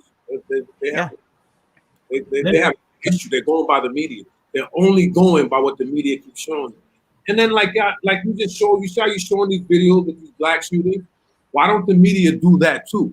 Because it's like okay, some people be like, more blacks are getting shot, more blacks at a higher rate are getting shot by whites. But if there's 1,000 whites that got shot, why don't you show them anyway? You could show the 500. It doesn't sell ratings. I know it doesn't. I just want to say, sorry for apologize. I got to apologize. I walked out. I didn't realize my daughter has a sweet 16 party, so that's why I left. So I apologize. No, it's all good. It's all good. But what you're trying to get at, if I'm saying that to black people, are we asking that question as black people too? Like, I don't want to sit on the blame game. I don't want to sit on the blame game. Like, are we asking that type of question? That's what I'm trying to get at. Well, can I say something, or? Well, I'll put it this way. Tim Davis, one man, one opinion. Honestly, there is no bigger critic than myself about police brutality. I've actually butted heads with a lot of like-minded conservatives or so-called conservatives and Republicans. But I will say this: I'd rather have police than not have them. And when I'm a critic about them, I'm not a critic. I'm more critical of them when they violate the Constitution and their oaths, not by most of their behavior, because most of their behavior is justified. And with that being said, I'm not one of these people, I'm a blue, back the blue. I'm not. I'm a constitutionalist. I'm a constitutional conservative, God-fearing person. But there are 5 myths of systematic racism in policing. And there's 5 myths. Among blacks? There's 5 myths, period, of systematic racism in policing. regarding blacks, whites, or Asians, or whatever. So basically, it's this. I wrote this whole thing down. So I'm going to paraphrase it again. I'll just give it, we can save it for another show. But the belief that law enforcement is infused with systematic racism is a myth. It really is. As evidence, data, and stats demonstrates it. Blacks are not disproportionately killed by police. Moreover, than the perception of white officers are trigger happy is also baseless. And here are the 5 popular lies. And like I said, there's no more person critical than me about tyranny, tyrants, police, Gestapo, because I always compare the police to the Gestapo, the Roman foot soldiers of modern age. So one of the myths is blacks are disproportionately killed by police. White officers are trigger happy. Police officers employ unjustified force. 4, depolicing is good for black communities. That's another myth. Defund the police. It's a myth. It's stupid. And the 5th one is progressive criminal reform benefits black people. I mean, I can go on that, but I don't want to, take over the show. But I believe that the systematic racism of police in our society and our culture is a myth. It's a fallacy. And sure, there's a few bad apples, but critical. I criticize them, but I also praise them when praise needs to be done, just like our government. If you're breaking your oath and violating your constitutional duties, then I have a problem with that. But majority of what we see on TV, they're only doing it to sell ratings. They're only doing it to divide the people, to keep us divided, to keep us wanting to butt heads and blame one another of not being, it's just, systematic racism. And this is one of the reasons why I don't believe in systematic racism. And that's, like I said, we can, if Sunni wants to do another show on racism and policing, I have I can go on and on about it, because I actually was going to do a little show myself on it, but I'm not going to take up the time on this show to do that. But there are 5 myths about it, and people are buying into it hook, line, and sinker. Can I say something real quick? Sure. I just the clip, right, of the video. I'm watching this video, and I seen that cop shoot that old man, the big heavy-set old man with the belly. This is what I mean, Ricky. That man, did he have a gun? Did he have a weapon on him? He had a knife. It looks like a small knife in his right hand, and he kept pointing it at the cop. That's what it looked like to me. That But I cop could be wrong. method than putting 4 or 5 shots in him. You want me to fill that in? Rick, I'm coming at you. I know. What would you do? No, that's fine. What would you do, though? The reason why cops use multiple shots, He had no shirt on. I would have if you figured. realize in a lot of these videos, the cops are pumping rounds into people. In some of these videos, they're pumping rounds into people, and they're still going.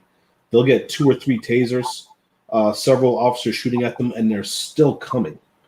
So cops trained to shoot until the target is down, the threat is gone. Everybody's trained that way, Rick. Everybody, even the private citizens, trained that way. 100% correct. But a lot of people say, well, they didn't have to shoot him that many times. Well, if you're going to use lethal force, doesn't matter if it's 1 shot or 8. Well, you're already using lethal force. I'm saying he's a. Hold on a second there, Ralph. Just to dive into what Ricky's saying, why there's so many multiple shots. Now, obviously, I'm a pro Second Amendment guy. I'm a gun enthusiast. The fact is this: 70s, 60s, 50s, 40s. The police officers, first of all, it's the firearm at their sidearm. They're using 9mm. Okay, Mm-hmm. It's a good pistol, but to me, that's why you got to pump 5 rounds into somebody. Back in the day, police officers had .357 Magnums and .45s. 1 shot, that person's down, right? I mean, anybody that knows anything about firearms, but what happened was these lobbyists, oh my God, they're using such high-powered pistols and they're shooting 1 person, they're bleeding out, blah blah blah blah blah. So when somebody's high on some kind of meth or crack or cocaine, or they're drunk, so when it's what is it called, connective energy. So you shoot with that 9mm, which is a reliable pistol, but it's not a powerful pistol. Anybody knows it's really not that powerful. So that's why you can put 5-6 rounds to put somebody down. If you have a 45, You have a 45, you're putting them down with one shot. You shoot them in their pinky till they're bleeding out. So they changed the laws of the policing because their firepower that they had 40, 50 years ago was too strong. I don't know if it was too strong, Tim, or if they were trying to prevent over penetration. On the scene and that's collateral damage. But okay, you're right. But for what situation right there in the video though, was there other cops on the scene? From what I could see, we can't tell. You got to ask yourself this. But here's the thing: he don't have a baton. He don't got a taser. But you got to ask yourself this: as forget about being a trained officer. Just think, because anybody who owns a firearm or a pistol, anybody that owns a firearm, they train themselves to know their firearm, how to use it, and how to use it properly. And every person that ever used a firearm knows you shoot center mass. If you're gonna pull your firearm, you're pulling it out with the intent to use it. You're not using it to shoot somebody in the leg, to shot, a warning shot. You're doing it to eliminate the threat.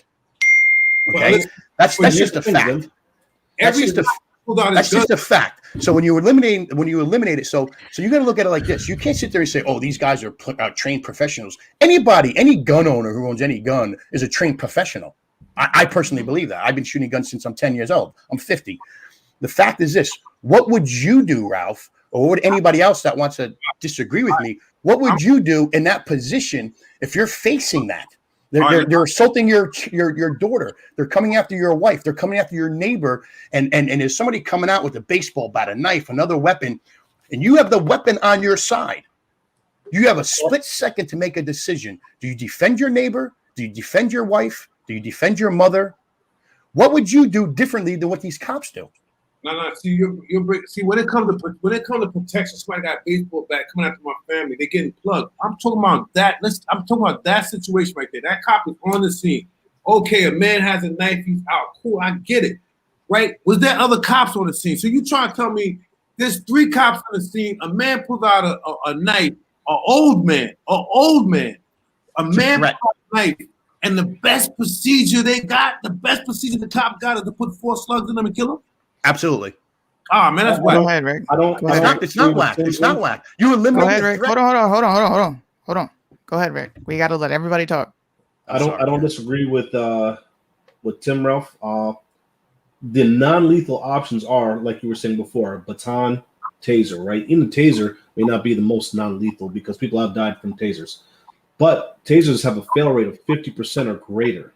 There's tons of videos of people shooting tasers, cops shooting tasers into people, and some of them get stunned momentarily, pull the prongs out, and keep on trucking, or they show no visible effect at all.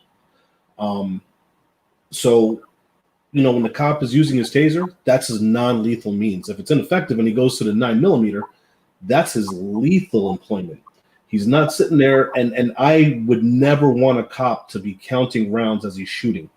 I would want the cop to shoot. If he's going to make the determination to use lethal force, he should use lethal force until it's no longer required, whether that's one shot and the person's down. Now, if he's standing over them, pumping rounds into them, now we have a different story, right? But if they're still up and they're still moving, they're still a threat.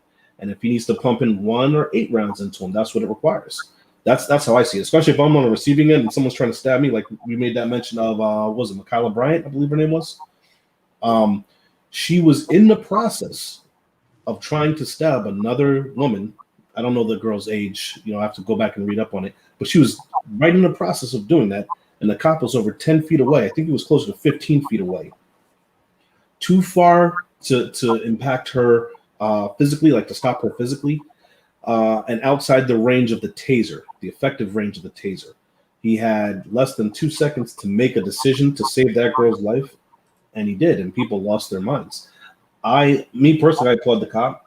It was quick thinking, because he was focused. Originally, you see him focused on the father that was fighting the chick that had fell beside him. He was trying to stomp her out, and he notices the flash of the knife. And in that split second, he drew his weapon. He gave her several orders. Either she didn't hear it or she totally disregarded it. But he shot her several times in quick succession. He could have shot her once and it had no effect, or he could have missed. You're not watching the bullets into the person, right? Sometimes you don't see the first effect, and when things are happening in such rapid concession, you get tunnel vision, right?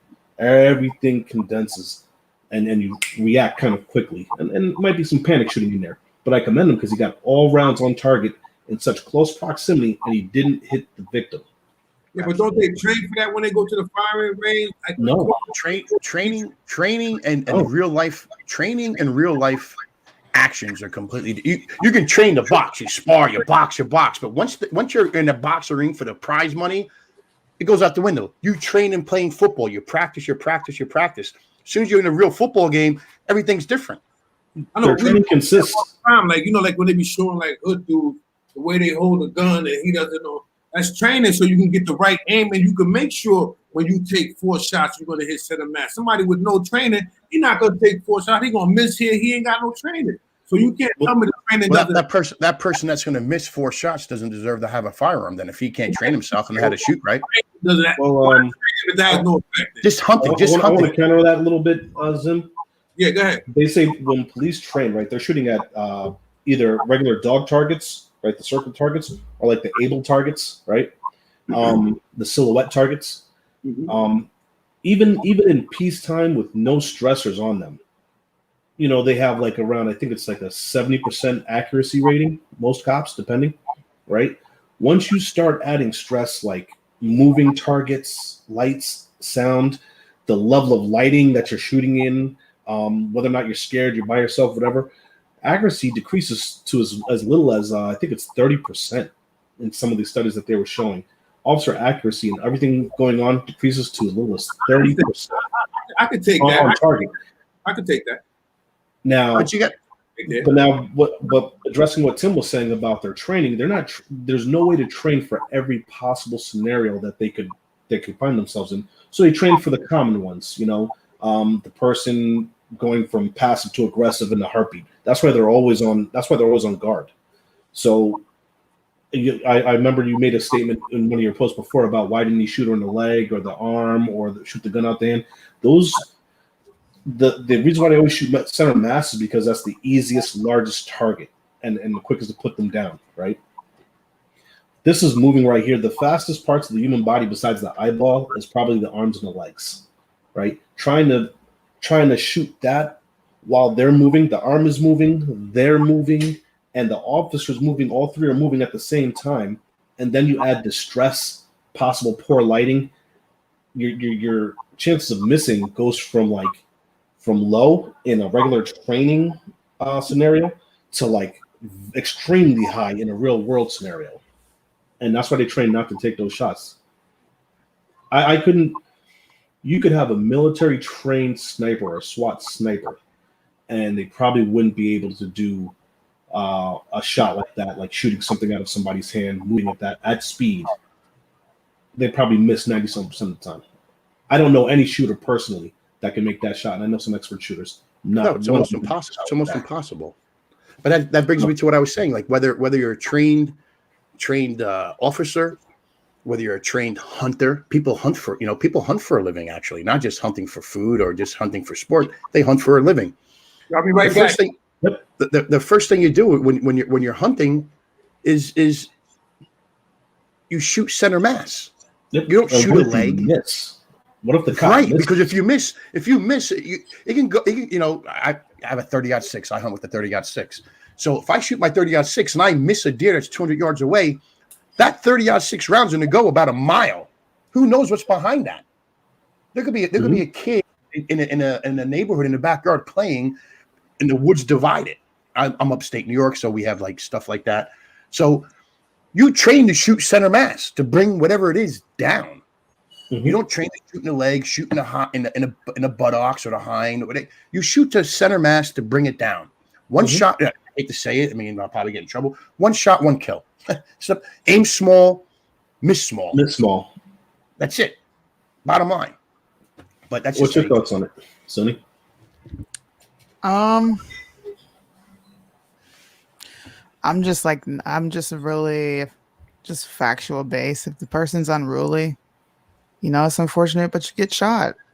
Exactly. I think I don't like when people throw in the Constitution and policing. I think that's super dangerous because you're kind of putting yourself on a high horse there, and you're like, hey, this Constitution says you can't do this to me, but there are certain modifiers to situations. Like if they don't know what's in the car and you're acting weird, get the fuck out. And I'm about to search this because you could put not only them in danger, yourself in danger, the public in danger. And it's just dangerous, man. A lot of people that do that, I used to watch those videos all the time on YouTube years ago, where people are constantly using the Constitution and then just being assholes to cops, man. Like, Yeah, it's yo, uncalled pull for. over, give your ID, and go about your day. It's just like BS on top of BS on top of BS on top of BS. Well, I understand where cops are, and I can say, yes, you have to have a temperament for the job, absolutely. But I can see why they get frustrated. Like, yo, I want to suplex you right now. Just do what I'm asking so we can both go home. But how often are you going to run into a cop that's really going to use his badge to give you a hard time? I've run into that once or twice. I've run into the jackass cop once or twice. Yeah. And the onus is still on you to keep yourself safe, right? Like, absolutely follow the commands. Look, it doesn't get any harder than that. Like if you do everything that you're told, if you're already caught, you're caught, right? Right. If you're doing something wrong and you're trying to get away, you're compounding your issue. Chances are you're not going to get away. Right. But let's just say you do. Okay, fine. But you're making this. You're putting a cop in a position to make some very difficult decisions. You may not like the decisions that he makes. Right.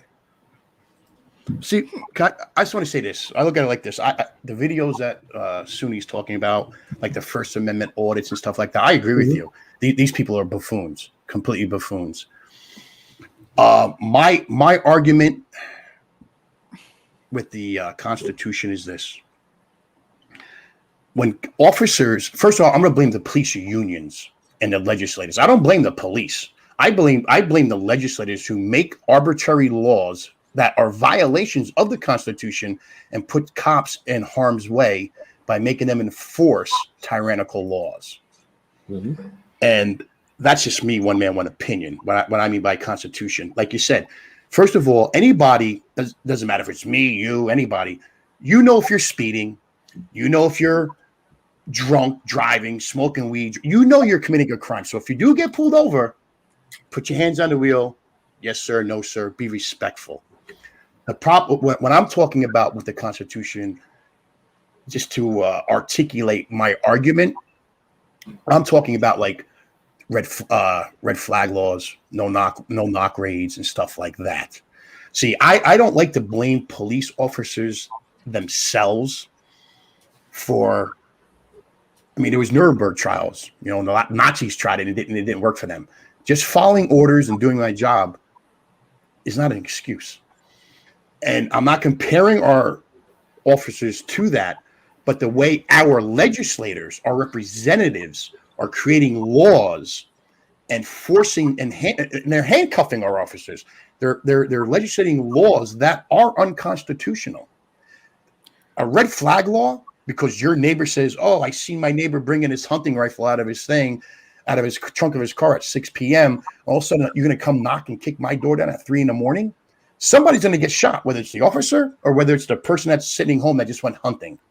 That's the problem I have when I mean unconstitutional laws. Now, these First Amendment audits, to piggyback what you said, Sunni, you're 100% right. These people are idiots, complete idiots. How often does that actually happen, though, to where cops are just knocking down your door because your neighbor said you have this gun? It happens every day. They don't report it. It happens every day. I'm in New York State. I don't disagree with no knock warrants. I like I said, there is a catch-22. You need to be able to catch a criminal in the act. We're America. There's no such thing as pre-crime in America. You can't. There is though, because there's active crime happening. I've gone to the hood. There's active crimes happening there. Okay, and if cops need to knock down the door to get in there, they should have. Why should they be able to do that? Because you have to. Because this is why I said. Unfortunately, America. No, unfortunately, we live in America. We don't live in China. We don't live in Russia. We live in America. No, the Constitution is to govern us as a whole, and the government. It's a check and balance. Negative. Negative. The Constitution. You can't overtalk me. You can't. sorry. That's impossible to have a conversation. I'm sorry. Go ahead. The Constitution governs us, and it's supposed to govern the government too. That's why it's there, to tell our government how to handle things. But there are also things called state laws and legislation. And big government is not supposed to come down and dictate all that stuff. If a cop needs to get in and do a no-knock warrant on a criminal that they have been investigating, what is wrong with that? That's not infringing upon your rights. You're a fucking criminal. You ain't got no rights no more. Your rights are gone. But who says that? I do. Every American who has to deal with the criminal. You don't have any rights. But the Constitution no more. Doesn't say that. The Constitution doesn't say that. I'm saying that. Right, but the Constitution as an American who believes in the Constitution. Okay, so let me just say this. The Constitution itself. The Constitution itself is not. I'm going to disagree with you here. The Constitution itself tells the government what they can do, but it's also the individual, the people, the citizens, you, me, and everybody else. It's our document that says what the government cannot do to us as individuals. So the no-knock raids, whether that person's a criminal from 10 years ago, 20 years ago, that's all irrelevant.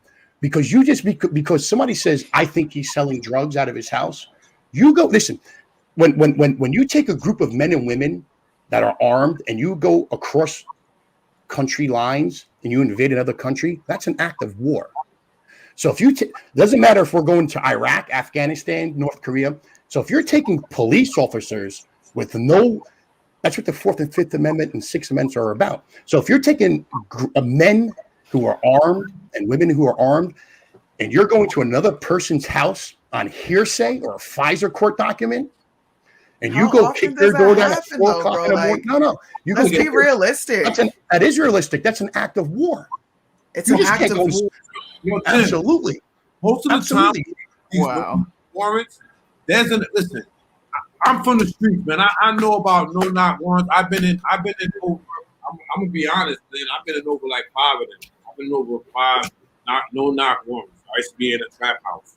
So I know what I'm talking about. I'm talking from experience.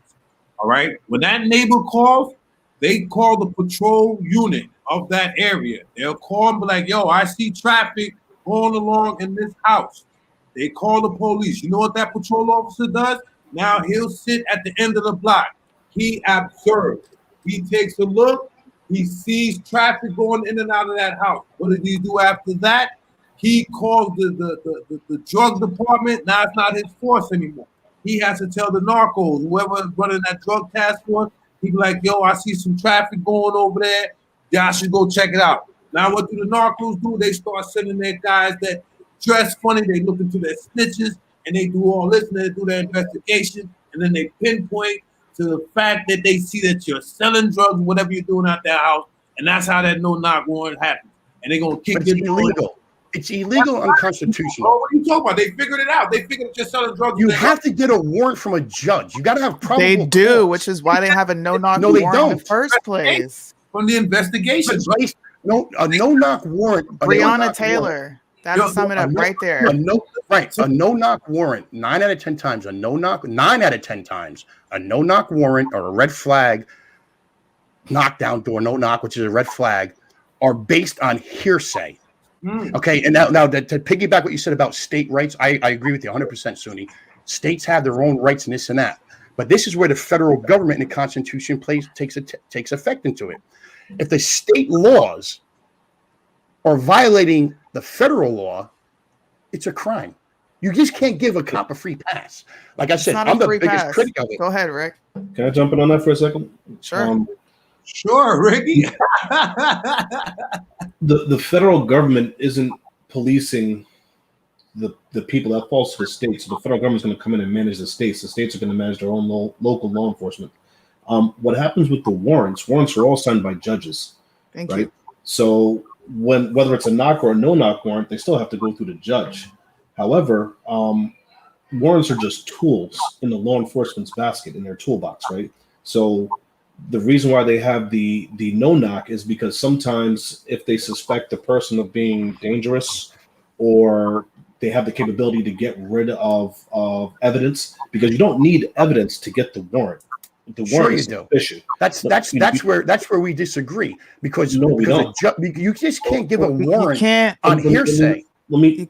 I'm going to explain that because a lot of people get that assumption wrong. You don't need evidence to get a warrant. You need an accumulation of suspicion because the warrant is there to acquire the evidence, right? Because if you've never been in the house, if they're doing a drug raid and you've never been in the house, how do you get the evidence that there's drugs in the house? Let me ask you get this. access to the house. Let me ask you and this. That's what that warrant is for, because they're going to use what they call it, the accumulation of circumstantial evidence, drug traffic priors, It's hearsay. all the people that's been in there. It is, but when you have enough of it, let me ask you a question, Rick. with you. But just to counter what you were saying before, that everyone has rights, right? When you're suspected of doing a crime, some of your rights are suspended even before, i.e., for example, I know you disagree, but for example, when you're arrested, right? Life, liberty, pursuit of happiness, right? When you're arrested on a crime, before you're convicted, your liberty is curtailed. You're restrained. You can be held for sometimes months on end. So your liberty is your right to liberty, freedom, pursuit of happiness. All that is put to the side before that's a violation. That's a violation of your Sixth Amendment, though. What you just said is a violation of your Sixth Amendment. But let me ask you this, Rick. Let me just ask you one quick question. Go ahead. One quick question, because you use the word. This is the problem I have. I hear the word suspicion or suspicious behavior. When any cop, any judge, any legislator, is suspicion a crime? And if so, is it a misdemeanor or is it a felony? Or is it just hearsay?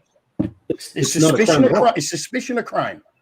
No, I never said it was a crime. Okay, but now it's suspicion. So it's being that suspicion is not a crime, does not warrant somebody to have a judge issue a warrant to go knock and kick somebody's door down 3 or 4 o'clock in the morning. This is where I'm saying. This is what I'm saying about the Constitution. I'm not one of these First Amendment auditors who want to antagonize cops. I'm saying is we would have less police problems, less police brutalities if they just dust off the Constitution, reread the oath that they swore to uphold. And this is what I'm saying, though, Tim. I'm not saying that that's the only thing they have. There's a certain weight to it, right? They don't just say, you suspect this guy doing a crime, let's arrest him and do it, right? If you look at the Breonna Taylor case, right? She got a no-knock warrant. They were investigating her and her property for months or years. Some of the stuff goes back years. So it's not just suspicion. They were doing phone calls, GPS tracking. They were watching her vehicles. They did stakeouts. They did all these things over a period of months and years. And then they decided, hey, this guy is a problem and she's involved with him. And we suspect her too. Suspect her too. Now we're doing a no-knock warrant on him and we're going to do one on her as well. So they don't warn each other. Okay. Right. But what I'm saying is, I think you're applying a very specific scenario. But here's my thing with your very broader issue. When it comes here's my thing. What you said about Breonna Taylor. Yep. They investigated for months, him and her. They investigated for maybe a year, him and her. But they had no proof. It was all circumstantial evidence based on opinion. What they think is happening with no proof. No, but that in itself is a crime. I'm not defending Breonna Taylor. I'm not defending her husband. But you have no. That's part of the That's what we're going process. off of. If we're going to play this game, then criminals get off scot-free, and no American should complain because cops can't do their jobs. No, you can't bust down my door because it's unconstitutional. That's going to breed more crime. It's not. We don't live in Nazi Germany. We don't live in Nazi care. Germany. The hood looks like Nazi Germany without police being there. No, can I say something real quick about the evidence part? That's not true, man. Go ahead. I swear to God, man. I've been in the trap house, man, and I know about no not once. I'm talking from experience, man. It ain't no. Listen, man. They be having evidence. You know how they get evidence? They get a snitch, man, to knock on the door, bro, and buy work off for you, bro, and bring it back. They get evidence before they kill that door in. Because 9 out of 10 times when they kick the door in and coming for them drugs, it's a drug trap house. They're not knocking it. They're not making mistakes. When they kicked my door, man, I was really trapping in that house, Tim. I didn't get the evidence to know I got drugs in there, bro. But listen, just because a snitch is snitching, okay, without a signed affidavit or sworn affidavit, a snitch is a snitch. It's just hearsay. And everybody's everybody's just falling for hearsay. It's hearsay. Come on, man. It's the truth. It's the truth. It's hearsay. So you're okay. Hold on. I'm gonna say this. Go ahead. And then I'm gonna rap. Okay. What you are really putting out to the people. It's you thinking about your constitutional rights and people like you that are affected by these certain laws. And you guys completely say fuck you to the people that are affected. I'm being real. People in these neighborhoods should have every right to live in a neighborhood where this type of crime is eradicated. And if cops have been watching you for months to a year and they can see that you are clearly trafficking drugs, do they have the drugs in hand? No. But they have watched you make several exchanges, and you're going to say they don't have a right to bust in a door? So let's just let that crime keep going on and on and on because you don't live there. Whether I live there or not, the bottom line is, listen, we live in America. It's about individual rights. It's about the individual. Okay, we do have laws. We're so selfish. Individual. It doesn't matter until we come up with a better plan. Until we come up with a better plan than the Constitution, we are individuals. The Constitution is to protect the individual. This is why I said it's dangerous. This is exactly why. Individual. This is why I always butt heads with my conservative constituents. Yeah, I'm an American first. Fuck conservative. Right. I don't care about that. Okay, so you're an American. So as an American first, as an individual American who's a black woman, a woman who's an black individual. Nothing. I'm American. Okay, it doesn't matter. You're American first. So you're American first. So as American first, your individual rights, whether you live in a ghetto, whether you live in a high society neighborhood, your individualism, your individual rights is protected by the Constitution and the Bill of Rights. Cops do not have a legal right or authority. It's an arbitrary law to generate revenue for their local municipalities, their local governments, and their local state governments. You do not have a right because it feels good or it makes sense. I get all that. I get all that. Believe me, I could agree. I would agree with you. So if that's the case, if we have evidence that someone's being trafficked out of a home, cops can't bust it in because of your views on Constitution. That's crazy as hell. Do you not hear how crazy that sounds? So let's let those women suffer because you're worried about your constitutional rights, bro. Then why have a Constitution? That's crazy as heck. Then why have a Constitution and Bill of Rights? That's crazy. No, I don't care about skin color, bro. I'm just simply American. But why have a Constitution? Why have a Constitution and Bill of Rights? Why have it? Come on, bro. Why have it? Come on. Why have it? Do you understand what I'm saying? Am I crazy here? The courts. Does anybody else understand what I'm saying? I get what you're saying. I get what you're saying. The courts have already addressed some of these issues. The courts have said that the suspension of some of your rights temporarily during some of these traffic stops and police encounters are acceptable in pursuit of an investigation. They have ruled that, and for all of us to live together in a society, we have to yield our rights sometimes for everyone's safety. Now, that doesn't mean you lose your rights, but during the course of an investigation, they will suspend it, they will conduct their investigation, and then you will get your rights reinstated. Sometimes that's a matter of a few seconds to a few minutes. Sometimes it's during the course of a whole investigation and trial, if it goes that far. But to piggyback what you said, that you're 100% correct. But this is the problem I have, because all these laws that we're talking about today are post 9/11. Post 9/11. You guys were probably just born at 9/11. Oh, that's incorrect. Or a couple. You said you're 30, right? So you were 10. Okay, you guys were young kids at 9/11. So the post 9/11, our Constitution and Bill of Rights is null and void. It really is. But it really is. Post 9/11. Cops have been doing most of these operations pre 9/11. Not really. They've been issuing warrants. And now going back to what you said about the judges in the courts. Okay, this is the problem I have. This is the problem that a lot of people don't want to acknowledge or accept. Our judges and our courts, they're usurping powers that's not granted to them.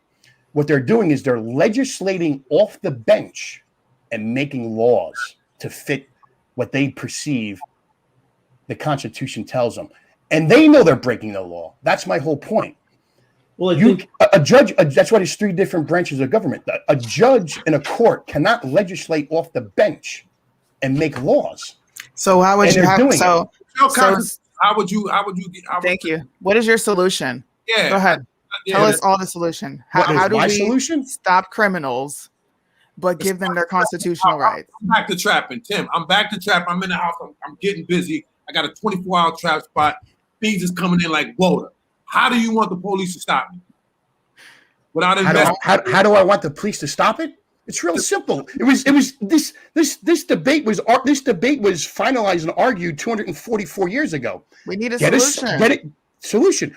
Get a bench warrant based on real evidence, whether it's a signed affidavit by a snitch. Get real proof.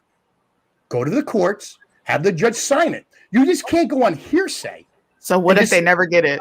I brought that up earlier. If you never get it, then that's the pursuit of happiness. Life, liberty, and the pursuit of happiness. So the pursuit of happiness is poisoning the community. You're not from the. I don't know what the hell's going on. I'm getting pissed off. I'm not gonna lie. I'm getting pissed off. But I usually get that when it comes to when I talk about the police or the military. It's not the police. I'm talking about the people. Well, I want to point out, if it's just a matter of using hearsay to get to warrant, any decent lawyer is going to get the warrant thrown out and everything discovered under that warrant thrown out. But if it's not, because like I was telling you before, you're applying a very specific scenario to a wider issue. Most of the time, it's not hearsay. There's other things involved besides hearsay. There's actually evidence of it going outside or things taking place outside the targeted area of the warrant. And it leads them back to that area, which is why they have the warrant. So it's not just hearsay on that. But if they're using just hearsay to get the warrant to get in, and a good lawyer recognizes that, going to say, well, no, that's all hearsay. They had no issue, no cost to get the warrant. I agree. Everything else that they get. So the system works. The Constitution. The system works, but it's not perfect. That's why, and everything is up into interpretation. But that's where I'm getting at with the hearsay thing. I agree with you, Rick. You're 100% right on that. But this is the problem. This is the problem that I have. What's that? Most of these no-knock warrants, man, when they kick your door, they're unconstitutional. Bottom line. You can use the word unconstitutional. Cool. I'm telling you from life experiences. I was in a trap house. They must have done a lucky guess because I've been in a trap house and they always come. So they must have took a lucky guess, man. Every time they came for me, Tim, they knocked that door down, bro. I was in actual kick in, boom, raid, get down on the ground. Never been shot at neither. See, that's what the thing when I come with the police, they ain't shoot at me one time. You know why? Because I complied and this, that, and the third. So the investigation was done because they correctly came to the trap house. They didn't kick the neighbor's door in. That's what the Nazis did. The Nazis did it. Listen, so I guess the Nazis weren't that bad after all, right? The Nazis weren't that bad. The Nazis were looking for Jews, whereas the cops here are looking for drugs. Negative. They weren't just looking for Jews. They were looking for these blacks. Correct. So it wasn't just Jews. That's a narrative that the media and our fake historians perceive. I would just going after Jews. They weren't going after just Jews alone.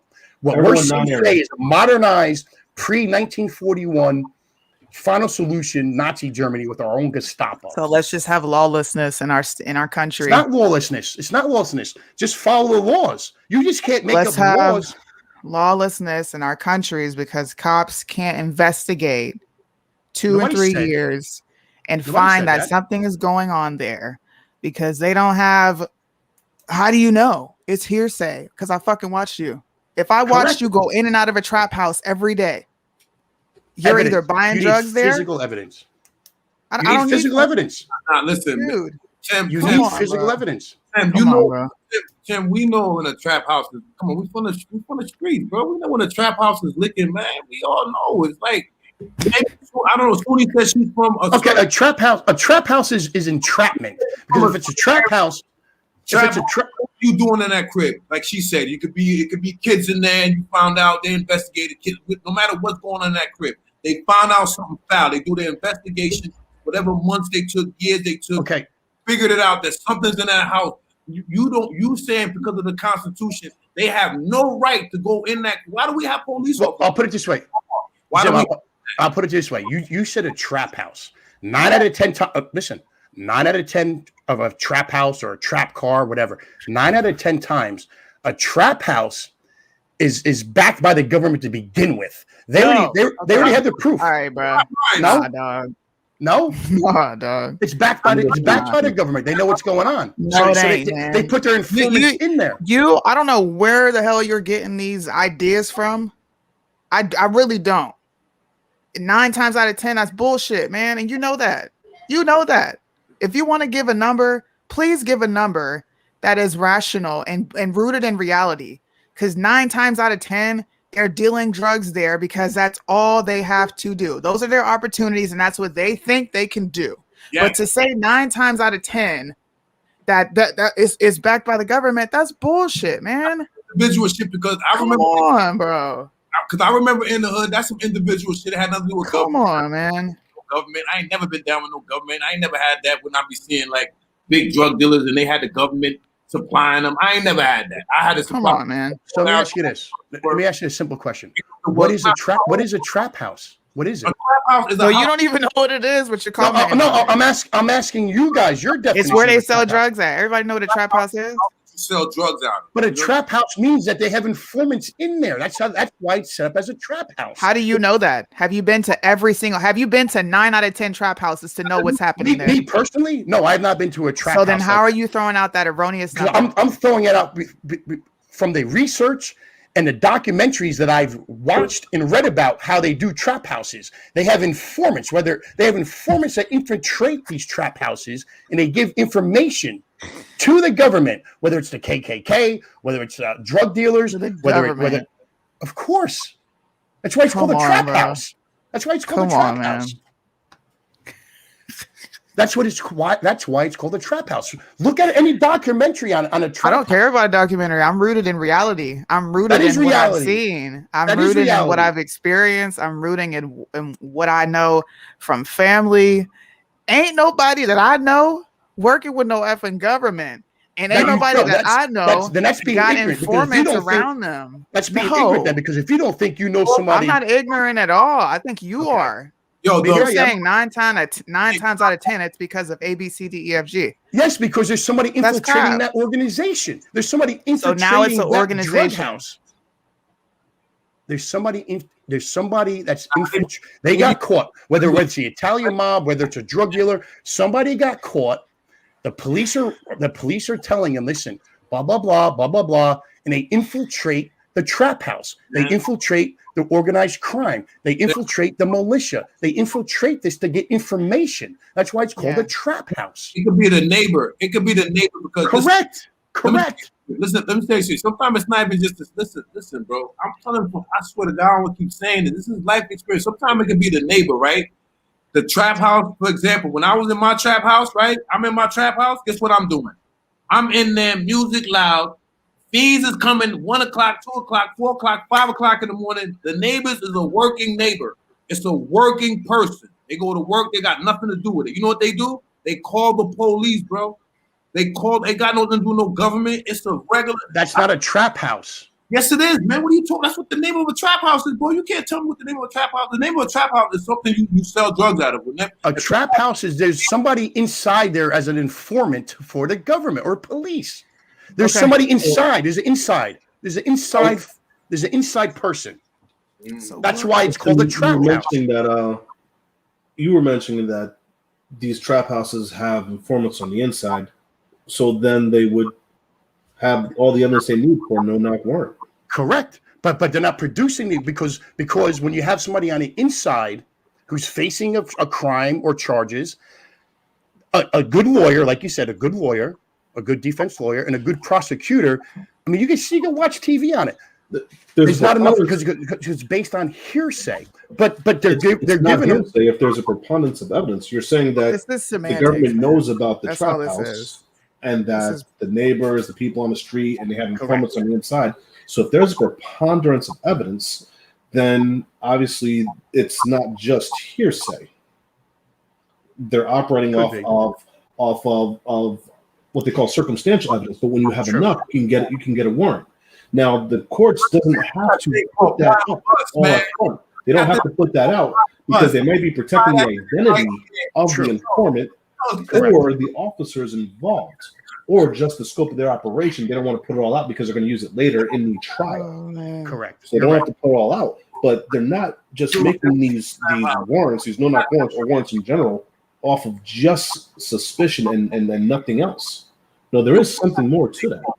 You're right. But, I'm not in law enforcement, so I'm just going by the little research, little documentaries I watch. But you're right, Rick. You're 100% right. Yo, hold on for a second. The Narcotic Division got this thing called buy and bust. They get evidence. They got this thing called buy and bust. You know what they do?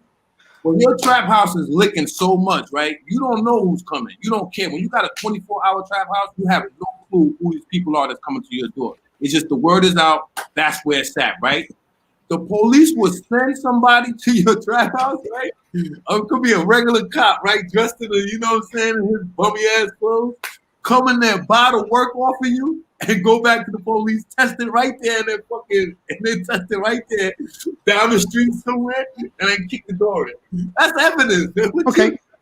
So I guess that goes back to the culture then, like Suni was saying, because she's in reality, she's in her culture, this, that. I'm not in that culture. I'm not. So basically, I'm saying basically my culture. If I don't know you personally, or if you say, oh, your brother, your sister, your wife sent you here to whatever I'm doing, I have trust issues. So if I'm just going to let any stranger in because they have street cred, I know your homeboy, I know this guy, then shame on you. You deserve to get busted. Me personally, no. If I don't know you personally, if you don't say, oh, your brother told me to come here to hang out with you, then you're not coming to my house. You're not coming to my inner circle. So I guess it is the culture. I don't know. I guess you're right. It's the culture. I don't know what I'm talking about. And that's the way it is. But you understand what I'm saying? I mean, I don't know if it makes sense or not. It's the culture. People let people in because you look like me. Oh, your friend told me you're a cool dude. I'm from New York. I'm from New York City. I work in New York City. Bottom line is trust nobody but your family. Bottom line. That process has been done too, and people still get caught. It doesn't matter, man. Investigation, you get caught because you're sloppy. You get caught because you're sloppy. People who've been extra sloppy, they go 10 years, and then you get caught to 11. Oh man, this was fun. This is fun. You're the best. You're the best. I know you're mad at me, Sonny, clearly but you're the best. a semantics deal where, like, that's not what trap means. No. If you're talking to a black person and you talk to anybody in this era, especially the young folks, and you say a trap house, you're not going to get, oh, they're talking about the government. You know what they're going to say? The place where we get the weed from, the place where we go get that work from. That's what I'm saying. Like, we're staying rooted in what's happening right now. Cops are not just busting in any and everybody's homes. You cannot say 9 times out of 10, and I will not let you say that on the show because it's not rooted in fact. Sure it's not. It's not a rooted opinion. I'm gonna challenge you. Give me 10 instances in the last week where cops kicked in an innocent American citizen. No. You said it's 9 out of 10, so you should have no problem pulling these stats. Well, yeah. Well, the fact that the last week I've been working 12 hours a day, 6 days a week, I'm not following the news. But if you get based on today, what's today's date? The 28th, 29th? If you want to do a show on the 30th, 2 days later, I will show that'll give me 24 hours to do these red flag laws. I didn't give you a timeline. I just said I had a challenge for you. What I'm saying, you're giving me a challenge that just came about 2 minutes ago. Okay, I'm not on a computer. I'm not researching and bringing up what happened the last 7 days of red flag laws and no knock laws. But if you want, I can give you a week in 2019 or 2020 where there was 10 Houston. There was 10 red flag laws in Houston in 2019 where sheriffs and cops are getting shot and killed, and or people that living in those houses and no knock raids were shot and killed. The president, the PBA officer, the PBA member was talking about it. Oh, we know who you are. We got your social media. We know who he threatened the American people. If you want to talk about 2019, I could bring that up. But you I don't care what era. I don't care what year, whatever. I want to see the total cases versus the cases that you're talking about. But you just asked me 2 minutes ago. I can't pull that up in 2 minutes. Like you can't pull the total cases of 2019. You said it's 9 times out of 10. 9 out of 10 times, yes. Or, okay. All right, how about? I mean, let me rephrase it. How about 8 out of 10? 80% of the times. I said 90, 80%. And I'll stick by that. 80% of the time when the police do the no-knock warrants, they make mistakes. 80% of them are mistakes. I believe it's higher, but I'm gonna just to smooth it out. 80%. No knock. First of all, no knock raids are unconstitutional. I'm going to stand by that. I have Supreme Court cases that say it's unconstitutional. Not lower districts, the Ninth Circuit, not the Ninth Circuit or the Fourth Circuit or the 11th Circuit. Supreme Court cases. Supreme. They're unconstitutional. They just ruled on it 2 weeks ago. 2 weeks ago, they just ruled on it. I don't. First of all, this is not even my forte, and I have never claimed to be well versed in any of these cases, but I have somebody telling me that 9 times out of 10 this happens. I'm not a fucking dummy. I don't have to be paying attention to every single case to know that that's far-fetched. That's like me saying 9 times out of 10 a black person is going to get shot by a cop because it's happened more than once in a year. Absolutely not. But the Supreme Court ruled just last week no knock raids and red flag laws are unconstitutional. That's cool. Justice Clinton. No, it's not. Just like the same Supreme Court that thinks that this election was all well and good. You really think the Supreme Court means anything to me now? Or any other American? I agree with you. I said we were a banana republic, but the Supreme Court did not rule that the election was not fraud. The Supreme Court did not listen or take the case up. Exactly. I never said they ruled. Right. I said they are not paying attention to what the bottom line is. They don't even want to listen to an election that was stolen. 100%. But I'm supposed to listen to the same Supreme Court. Yes. Rule this unconstitutional. Because the Supreme Court ruled red flag laws and no knock raids are unconstitutional. It violates your 5th and 6th Amendment. I am a scholar on this. Okay. I wasn't prepared to talk about that. But like I said, if you want to do a future show on it, I will. I will 100% have them back every single thing I'm talking about with the court cases. With the court cases, I'm challenging Supreme Court cases from the 1800s to the 1910s to up into the 2015s. I'm telling you, I follow it and I read it every day of my life. That's what I do. Thank you. If you're gonna say this shit, I want to see facts of it. Period. I don't go to nobody else's show and say something and then have absolutely no facts for it. I don't do that. Research it yourself then. I'm telling you what it is. Research. I'm not going to hear research for people. Look at the Supreme Court documents. This is what we do. Ricky got something to say real quick. Go ahead, Ricky. I haven't found. I'm curious as to how often they go wrong, and I haven't found anything yet. And I hate using articles and media pieces as evidence because it's usually skewed to the opinion of the writer. That said, I haven't found anything to support what you said, Tim. I'm still going to continue to look because I think it's an interesting topic. So do I. I'm going to educate myself on it. That we should dig deeper in. You ever found anything what I said about what? This says cops do around 20,000 no-knock raids a year. And they say that civilians often pay the price when they go wrong, but it's nowhere near the 9 out of 10. No, but Rick, I corrected myself. I said I corrected myself. I corrected myself. Said 80%. Well, no knock raids. No knock raids are again, this is just an article. This is just an article. It's showing the reverse. It's showing that it's actually like less than 10% go wrong, and less than 10% are unsubstantiated. They say they come out unsuccessful with no evidence in about 35%. But it's in a person's opinion. No different than my opinion, your opinion, or Sue's opinion. Look up the Supreme Court rulings. It was just last week. Justice Clarence Thomas gave the argument why no knock raids and red flag laws are unconstitutional. Listen, I'm not talking about arbitrary laws. When did this come about? It's funny how this came about after Breonna Taylor. It came out about a week ago when they ruled after on Breonna Taylor. Yes, you're right. It came about a week ago when they're ruling about the gun issues and stuff like that. Yeah, it was a big thing. I mean, listen, like I said, I didn't have all this in front of me because I wasn't thinking about talking about this. Like I said, Suni, listen, we could disagree, but listen, you're still my girl. Listen, we're here 90% of the time. Like I said, I always butt heads with fellow Americans, fellow conservatives, fellow Republicans, or anybody when it comes to the Constitution, when it comes to police and military. I'm a historian. I know history, whether you want to go back to the pharaohs, to the Romans, to the Greeks, to the Nazis. I know American history. I follow it. I've been following taxes. I can give you every tax code from 1924 to 2015. I know this. This is what I do. This is what I do. I'm a construction worker, but all I do, I'm a geek. I am a geek. I'm a silent geek. I'm a construction worker that reads. I got an education in economics from South Carolina University. My minor was history. All I do is read. I used to smoke pot every day for 30 years and read, but I don't smoke pot anymore because I'm married, have kids and everything else. But that's what I did for 30 years of my life. I'm not going to lie to you guys. I'm not going to lie to you, but I still read. I follow Supreme Court cases.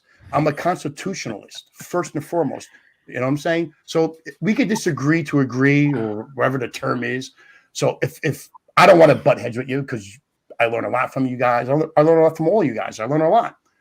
I'm just saying my butting heads with the majority of the people who think like me or lean towards the same policies I lean towards is every time I butt heads is when I talk about cops, Constitution, and military. That's all. Now, needs to say, I'm going to say this. My father was a military he was an intelligence officer from 1960 to 68. He was a private contractor from 68 to 72. He passed away. I got documents what was written. I know what's going on. That doesn't mean anything to me, man. I don't like to you. It doesn't. But I'm just saying. You're doing a lot of flexing. I don't care about your background. I don't care about your accolades. I care about facts. And you just told me you were a scholar in this subject. Absolutely. And then you said I don't have it at my fingertips. If you're a scholar, then you should be able to spit this shit out. Like I'm spitting out. I just gave you cases of Supreme Court cases. What am I not in my inbox? Out? I'll be waiting. What am I not spitting out? I just said, look at the Supreme Courts. I'm telling you that the no-knock raids, I'm telling you that no-knock raids and red flag laws are unconstitutional. It violates the 5th, 6th, and 9th Amendment. Look up the 5th, 6th, and 9th Amendment for yourself. Don't take my word for it. Please don't take my word for it. You, as an individual, look up the 5th, 6th, and 9th Amendment, and you come back and tell me how the no-knock raids and the red flag laws are constitutional and legal. If you can do that, that's your assignment. I'll inbox you after the show. But look up the 5th, 6th, and 9th Amendment, and you tell me how the no-knock raids and the red flag laws are constitutional. You're bringing in two separate issues at the same time. Thank you. You're conflating, bro. Stop doing that shit. You're bringing two different things into one. Go ahead, Rick, and then I got to end the show. No, that was my question. I was saying, because the red flag laws, I would agree with you, are unconstitutional. Thank you. I'm right there with you. I disagree that no-knock warrants are unconstitutional.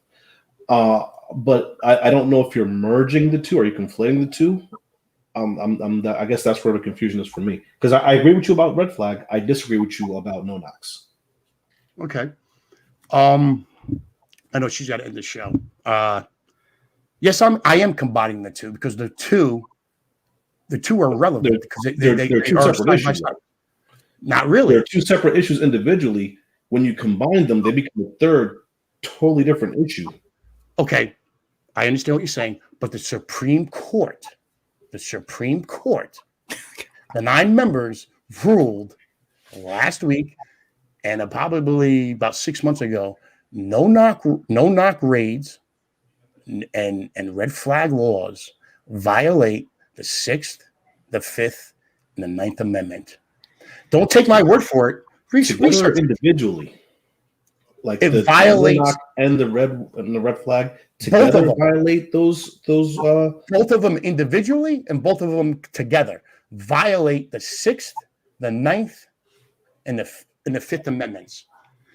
Look it up, and if we do the show again, I will bring the Supreme Court decisions that were talking about it. like I said, I wasn't expecting to talk about this because I just wasn't ready for it. And I can say what I'm saying, you know, off the top of my head. It's just research it. Don't take my word for it. Research it. With me, man, I don't know, man. They was real accurate with me. They used to guess real right to come to my shit. Because there was an informant there. I'm not on the West Coast. Nobody here is on the West Coast. I have no. Early 90s, man. Now they got more technology. So I'm pretty sure the accuracy got to be a little bit better now. If they was warrantless raids are unconstitutional, and I agree with that 100%. Thank you. But we're not talking about warrantless raids, and you know we're not. And I'm not about to let you skirt off with that. No knock warrants are not, or no knock raids are not warrantless. It's based on hearsay. The cops that were investigating Breonna Taylor had a warrant off of it was actually since 2018 they were investigating this girl and Jamarcus Glover, and he was a drug dealer, and so was Kenneth, the boyfriend that was in the house with her. So you're gonna come on, man? No, absolutely not. If there is a warrant, you have every right to kick in the fucking door. If you don't have a warrant, don't kick in the door and go about it the right way. I'm not living in a lawless society, and I'm not going to promote this. I don't do that. If you have a warrant, you got to. I'm not going to go back and forth. Okay, we won't. But you can give your proof. Warrant. If you have a warrant, you got to knock on that door, present your case. I'm the officer. I'm a marshal. I'm a sheriff, and say I'm here because I have this warrant. Because if you don't do that, it's a violation of 4th, 5th, 6th, and 9th Amendment. Study up, brush up on yourself with this 4th, 5th, 6th, and 9th Amendment, and that is 100% accurate. Not 90%, not 80%, 100% accurate. 4th, 5th, 6th, and 9th Amendment. Everybody, have a good night. This was fun. We got to talk about Charlemagne. We got to talk about culture. Clearly, my guy Tim is not up with culture since he didn't even know what the trap house meant. You didn't even know what the trap house meant, dude, and you're a scholar. I'm sorry. I'm as real as it comes. I call everybody out. I call my friends out live on air. And I thank you, Rick, for being here. Thank you, Ralph. This was fun. I'm going to let you guys give your closing statements. Keep it to 2 minutes because I need to wrap and go have a life. Real quick. With Tim, what you were saying, if police, like what you just said, right? Me, as say if I was a trapper still, right, in a house trapping, I would love it if they would just knock on the door first and tell me, hey, we have a warrant for this house. We about to come in. Before, when they used to do the no-knock warrants, for me, I used to make it to the bathroom and flush, and they wouldn't catch nothing. They just did that raid for nothing. So imagine if they knock on the door, I look through the peephole, and I see this police at the door. Hey, guys, police is here. They say they got a warrant. You know what to do. All right, hold on, officer. I'm going to let you in. Hold on. Come on, bro. That's what you want to happen. That's what you're telling me, man? We would love it as them drug dealers. They would love that type of way. Knocking on the door to let me know we got a warrant. Come on, bro. That's my final take when it comes to that. I'm Ralph the Mouth, and I'm out of here. Thank you, Ralph. I'm gonna hit you up, man. Thank you for being here. This is fun.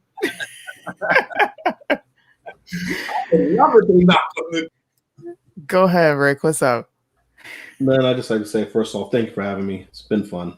Yeah. I say a lot of things that's unpopular, especially in our community.